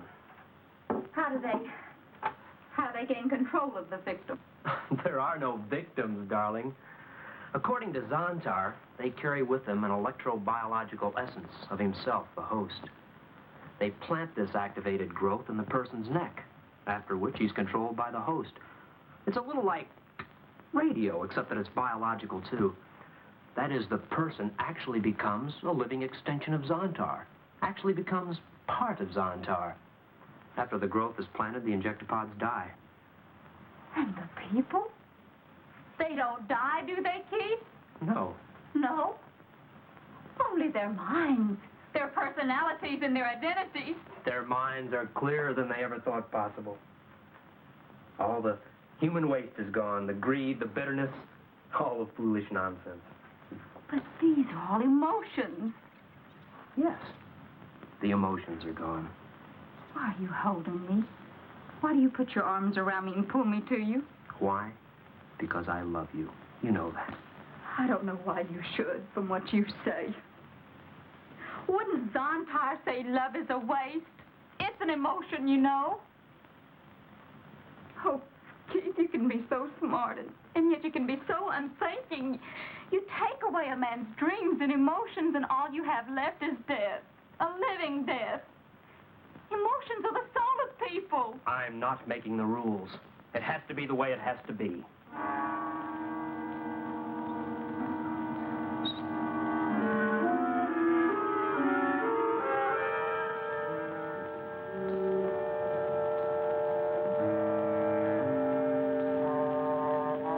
You don't believe in signs, Dr. Taylor? Oh, General Young, you startled me. Sorry, didn't mean to. Why is the installation shut down? Where did everybody go? They've all been transported to the district air base. No telling what might happen to them here. Oh, Dr. Taylor, may I offer you a ride back into Jackson? Rather a long bike trip. You certainly may, General. Thank you very much. Here, let me put this in the back.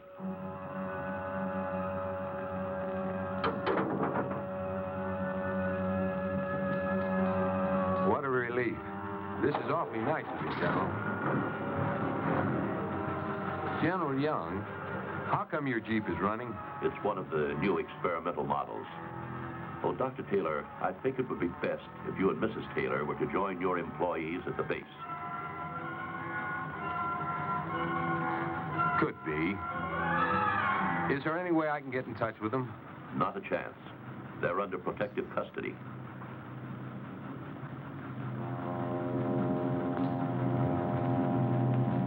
General Young, let me move that rock before we get started.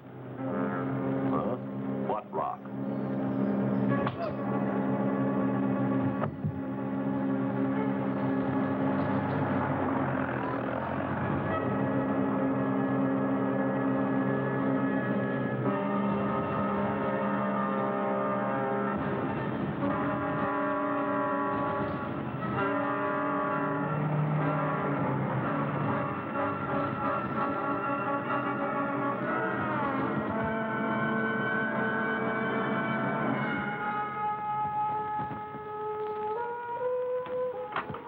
Keith. I believe you now. And I also believe you're an accessory to murder. That's a nice way to greet an old friend. Sit down, Kurt. You're upset.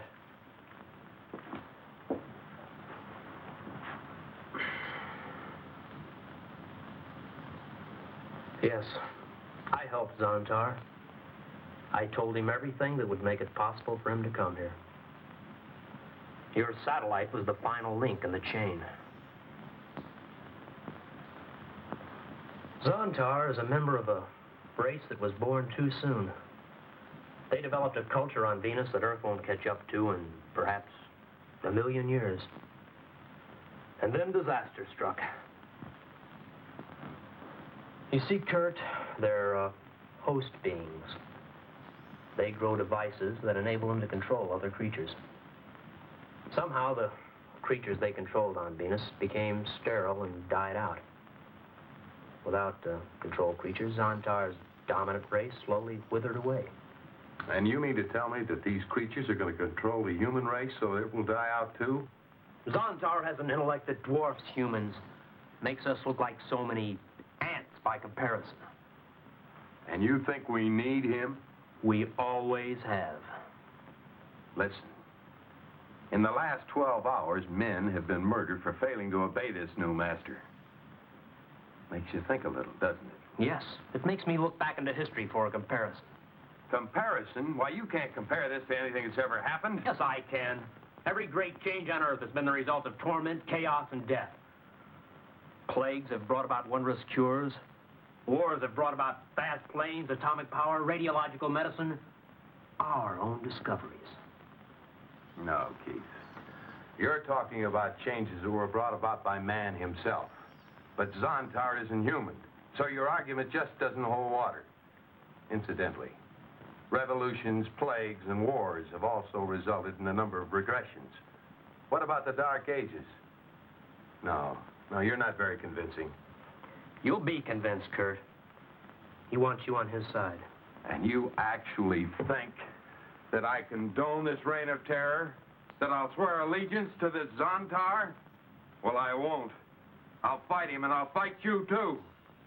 You're a traitor, Keith. The most diabolical traitor of all time.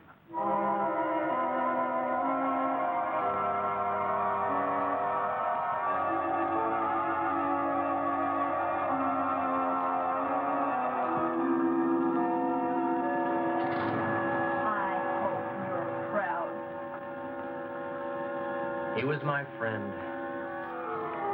Despite all our fights and disagreements, he was still my best friend. Is that all you can think of, losing a friend? What about losing yourself? Didn't his words mean anything to you? If you were so blind, you'd realize that Kurt was your friend in days he's never been before. What do you mean?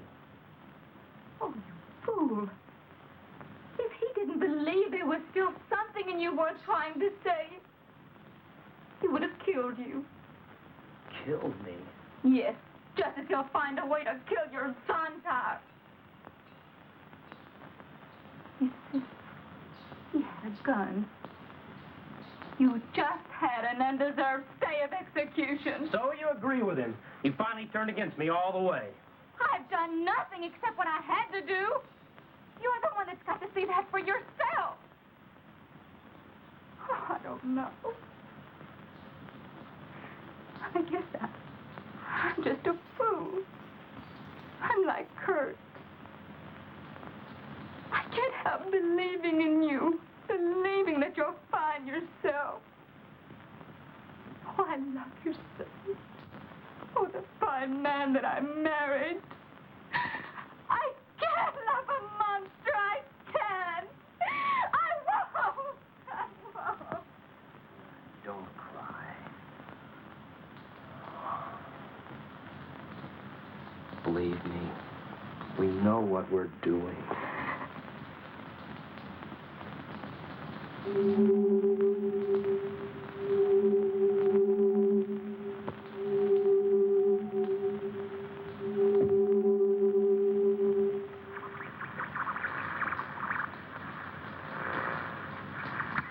Yes, I hear you.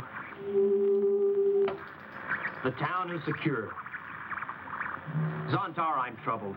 Maybe you don't have that word in your sphere, but I must see you. Yes, I'll be patient. But Kurt is still at large. He was here and he...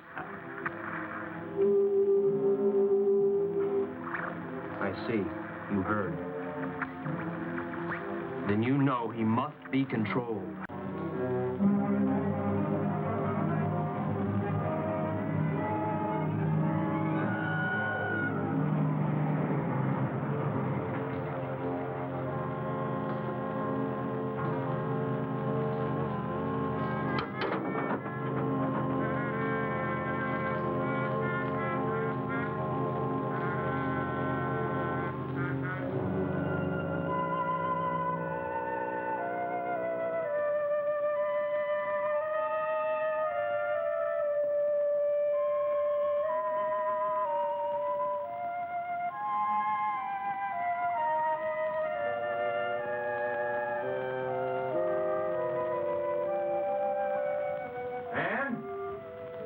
Ann, where are you?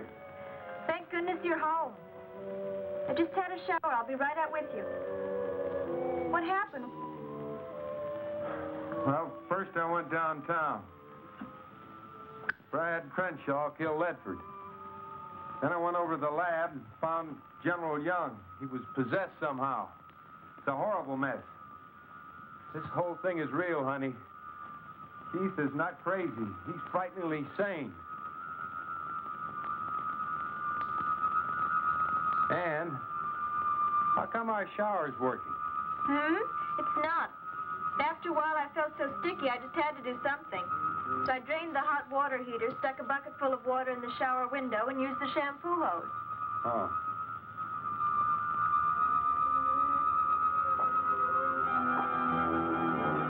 Guess what I've got? What? A present. See you later, darling. I'm going for a walk. When I get back, you'll feel much better.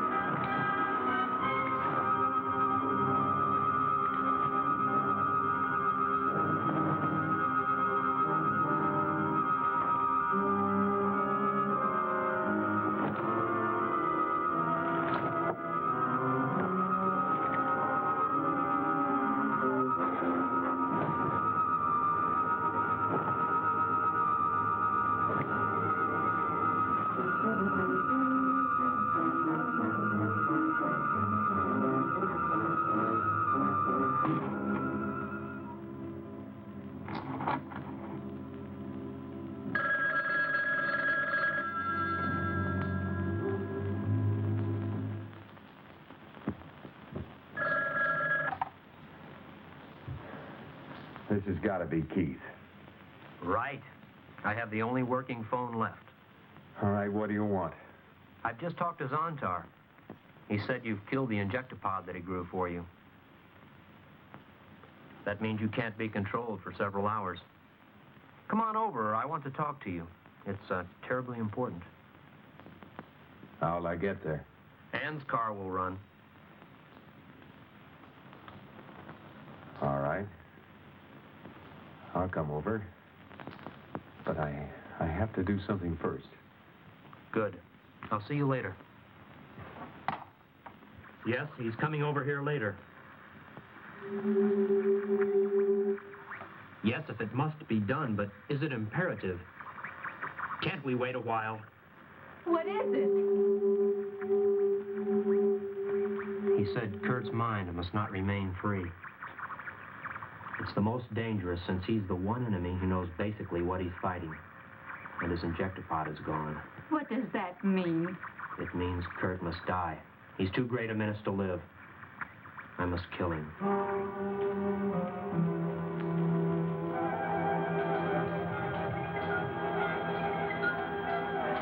You came back quickly. I knew it wouldn't take long. All right. And now we must wait for Zontar to give us our instructions. What instructions? For the next step in the conquest of the world.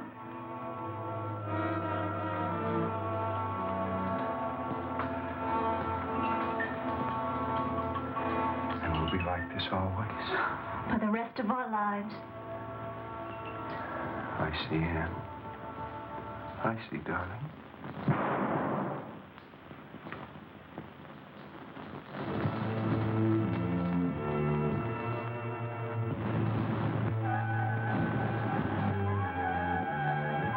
Hurry up and wait. We come all the way out here, and what do? Nothing. We're supposed to be looking for suspicious actions, remember? What kind of action? You tell me. I told you, but you wasn't listening. What are you talking about? I told you I saw this funny-looking boy. Boyd? Bird! Will you forget about that bird already? That's all you've been talking about all day. All right, you guys, what do you think? This is a picnic? You men with the dice, clean them rifles. Never mind the beats, get busy.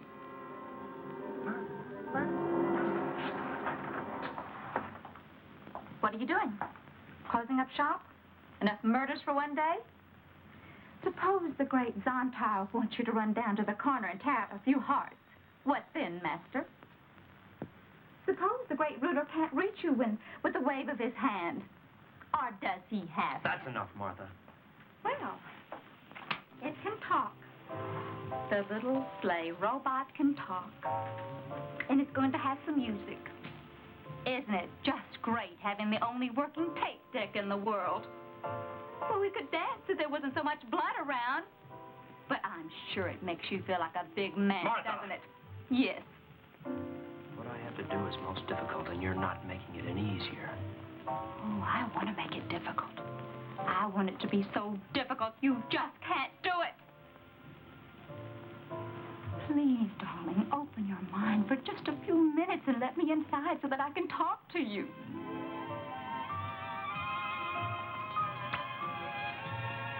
All right, Martha, I'm listening. Tell me about Zontar. What's he like? Sit down.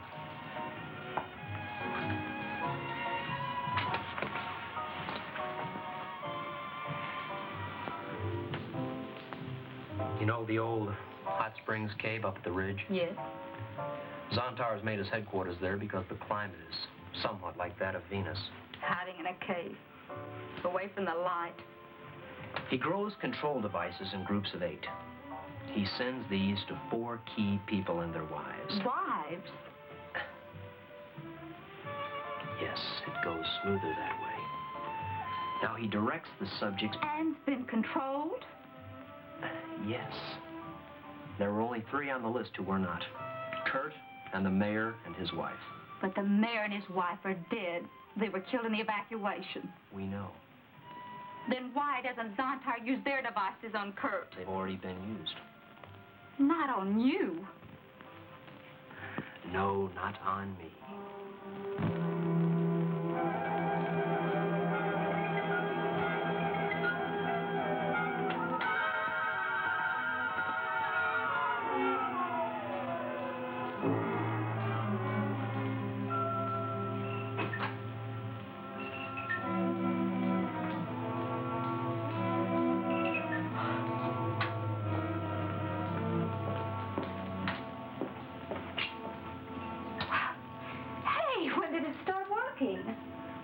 Well, you didn't sleep very long.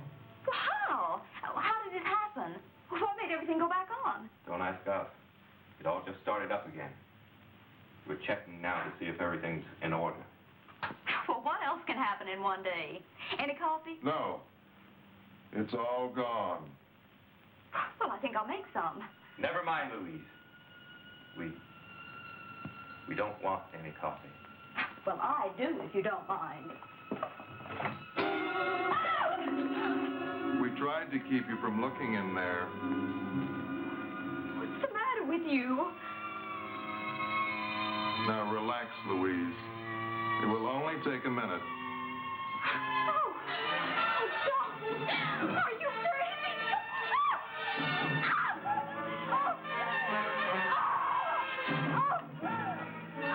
Computer advises that best time for your contact with Venus home base will be...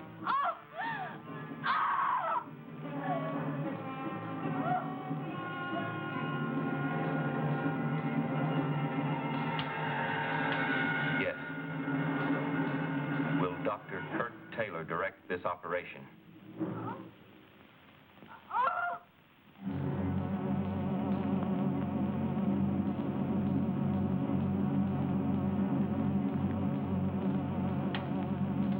Very well.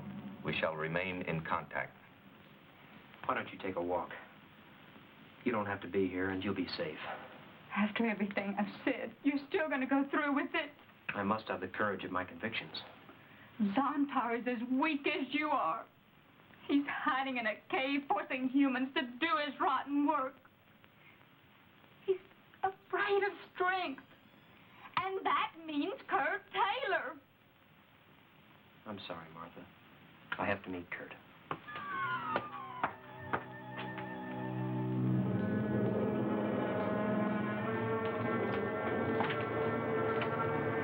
Listen. I don't know if you can hear me or not, but if you can, you listen and listen good.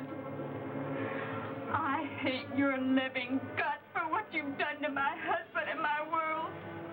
I know you for the coward you really are. And I'm going to kill you. Did you hear that? I'm going to kill you. And if I'm talking to an outdated stereo, then I feel kind of silly. I hate you most for making me feel silly. Now For not existing. I gotta say, Kurt just... He's cold-blooded. His wife's a little bit possessed, and he shoots her. He's like, well, I was thinking of a divorce anyway. I mean, and she's possessed. Nobody's going to blame me. No court would convict me. The worst I ever do is joke about my wife on TV. I think the shooting's a little bit harsh. So if she got possessed, you wouldn't immediately go, well, let me go get my revolver. I think what I do is I would kill Zontar and see if that cured the possessedness. That's what you got to try first. Isn't that a staple in these movies? Once you kill the main bad guy, all the zombies go. But it doesn't always work. It doesn't always work. And sometimes if you let people be zombies, you get killed. Now, we're both professors, and Martha's I think packing. Kurt's a professor or a scientist or something. Right. Do you carry a big 45 semi-automatic in your glove compartment? I'm not, but I'm sure you do. Not at all. Plead the fifth. Well, that's what I love about this. Everybody's packing heat, man. It doesn't matter. It's like Armageddon time. Grab a gun. Let's go. You killed your wife. See, get back. She was no longer my wife. She was your wife. You would have been one with her if you hadn't destroyed... Destroyed the thing that was trying to control me? Yes.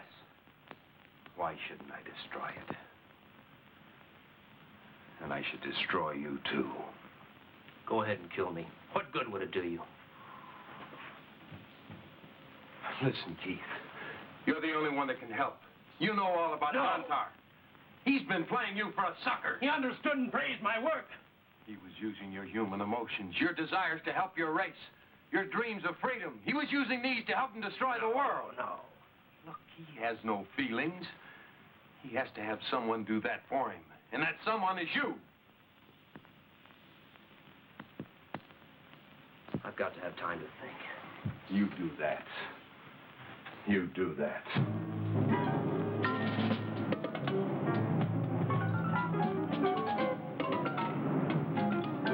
Hey, I hear a car. So what? First car I heard all day. I got better things to worry about, like where are we going to get rations? I'm hungry, too. How about I go rustle up some cattle? I'll be serious. Would you believe chicken?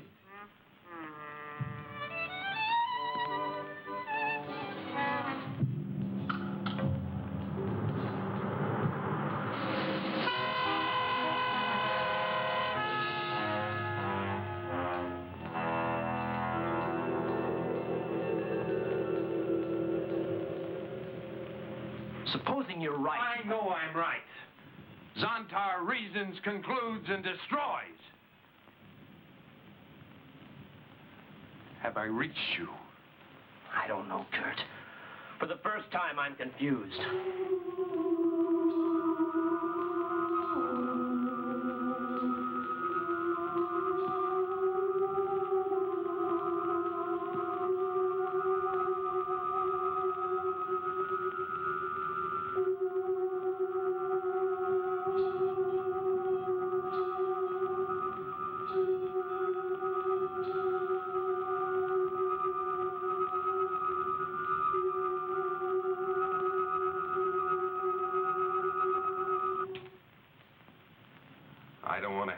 kill you, Keith.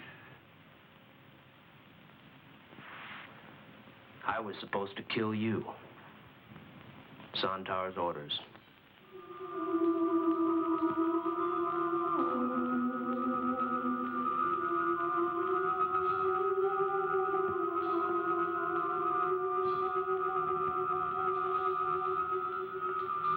Whatever you are, I've come here to kill you.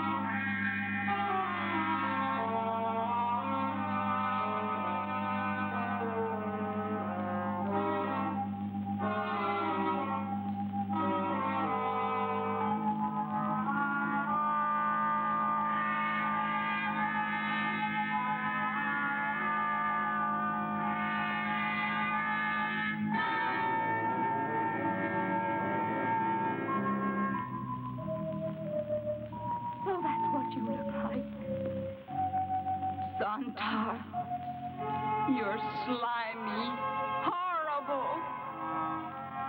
Go on, try to control me. Use your intellect on me. You think you're going to destroy the world. I'll see you in hell first.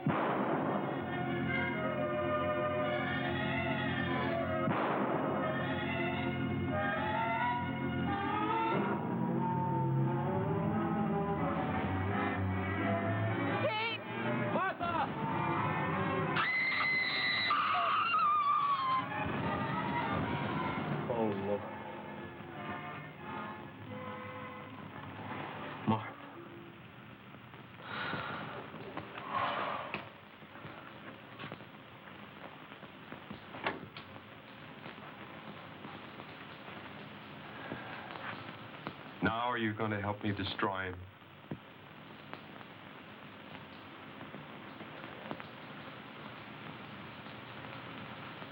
Yes, Kurt.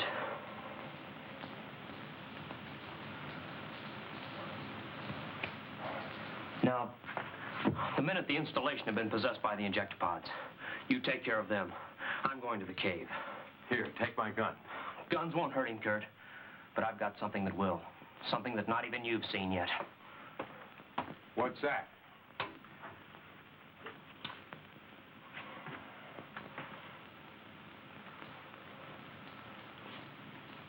How do you think I communicated with Venus in the first place, Kurt?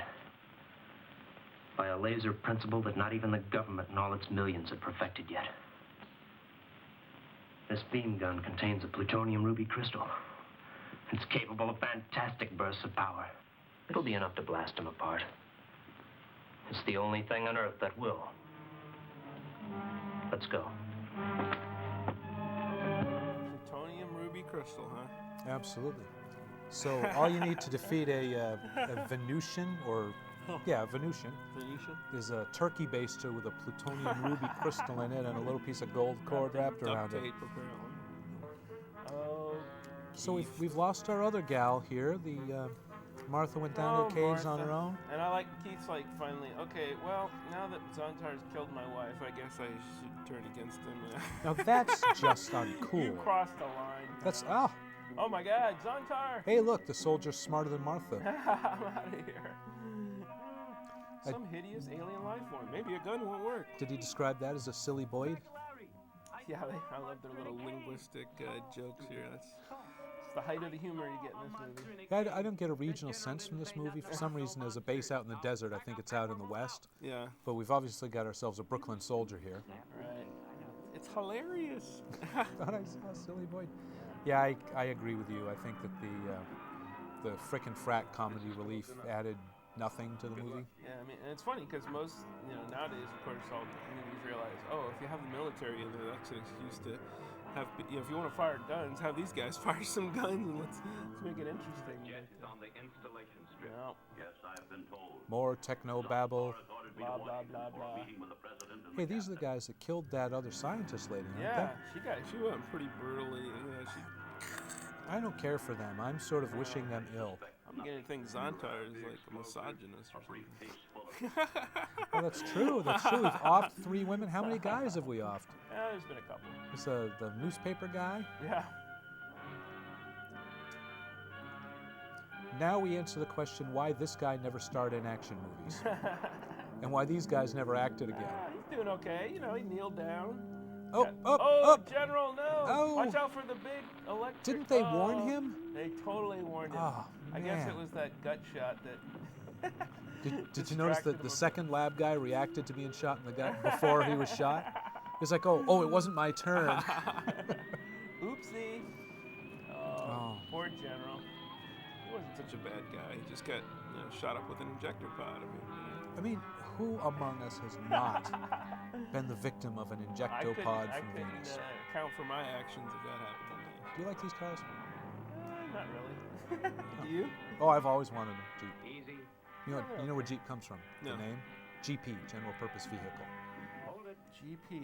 That's Why what we they spell it J-E-E-P. Well, that's the company name. Oh, right, okay. We're going in. They're going in. Going in. What do you think? You think their bullets will work? Or do you think Kurt will get there with his plutonium I think Kurt's ruby gonna have to something or other? Keith is going to have to Keith. redeem himself in a probably way that'll probably be lethal. Do you know what? More gunfire. These cops need to go to some school for how to shoot guns. See, I wouldn't waste... Oh, yeah. When the other guy offered him a gun, I would have been like, okay, I'll take that in case I run into any people along the way, and I'll save the ruby, plutonium, whatever for Zontar. But apparently he has more than one shot in the old rod there. Well, maybe. I mean, he may run out of juice here, and turns out this was all a big Energizer How about that effect, commercial. though? The negative? What the heck was that, man? It's just negative. Oh, okay.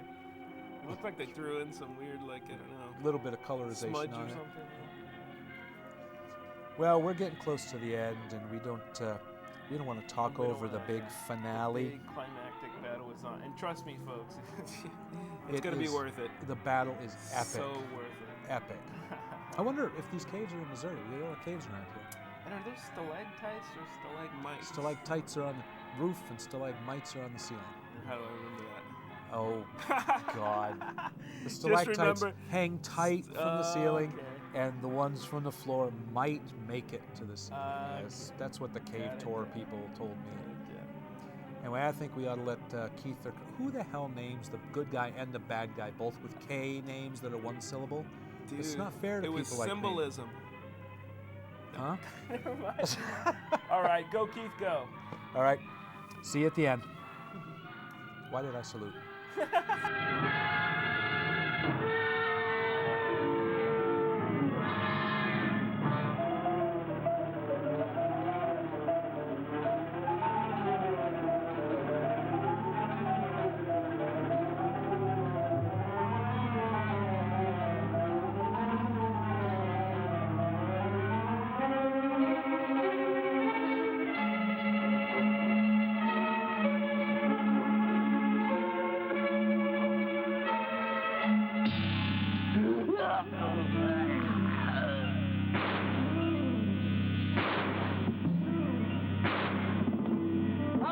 Fall back. The M1s don't hurt him.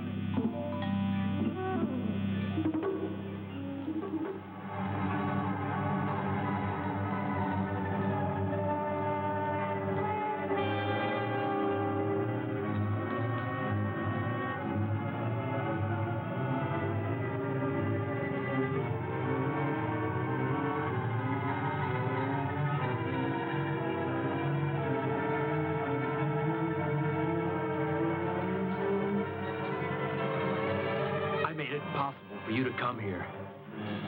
I made you welcome to Earth. And you're trying to destroy it. Not save it.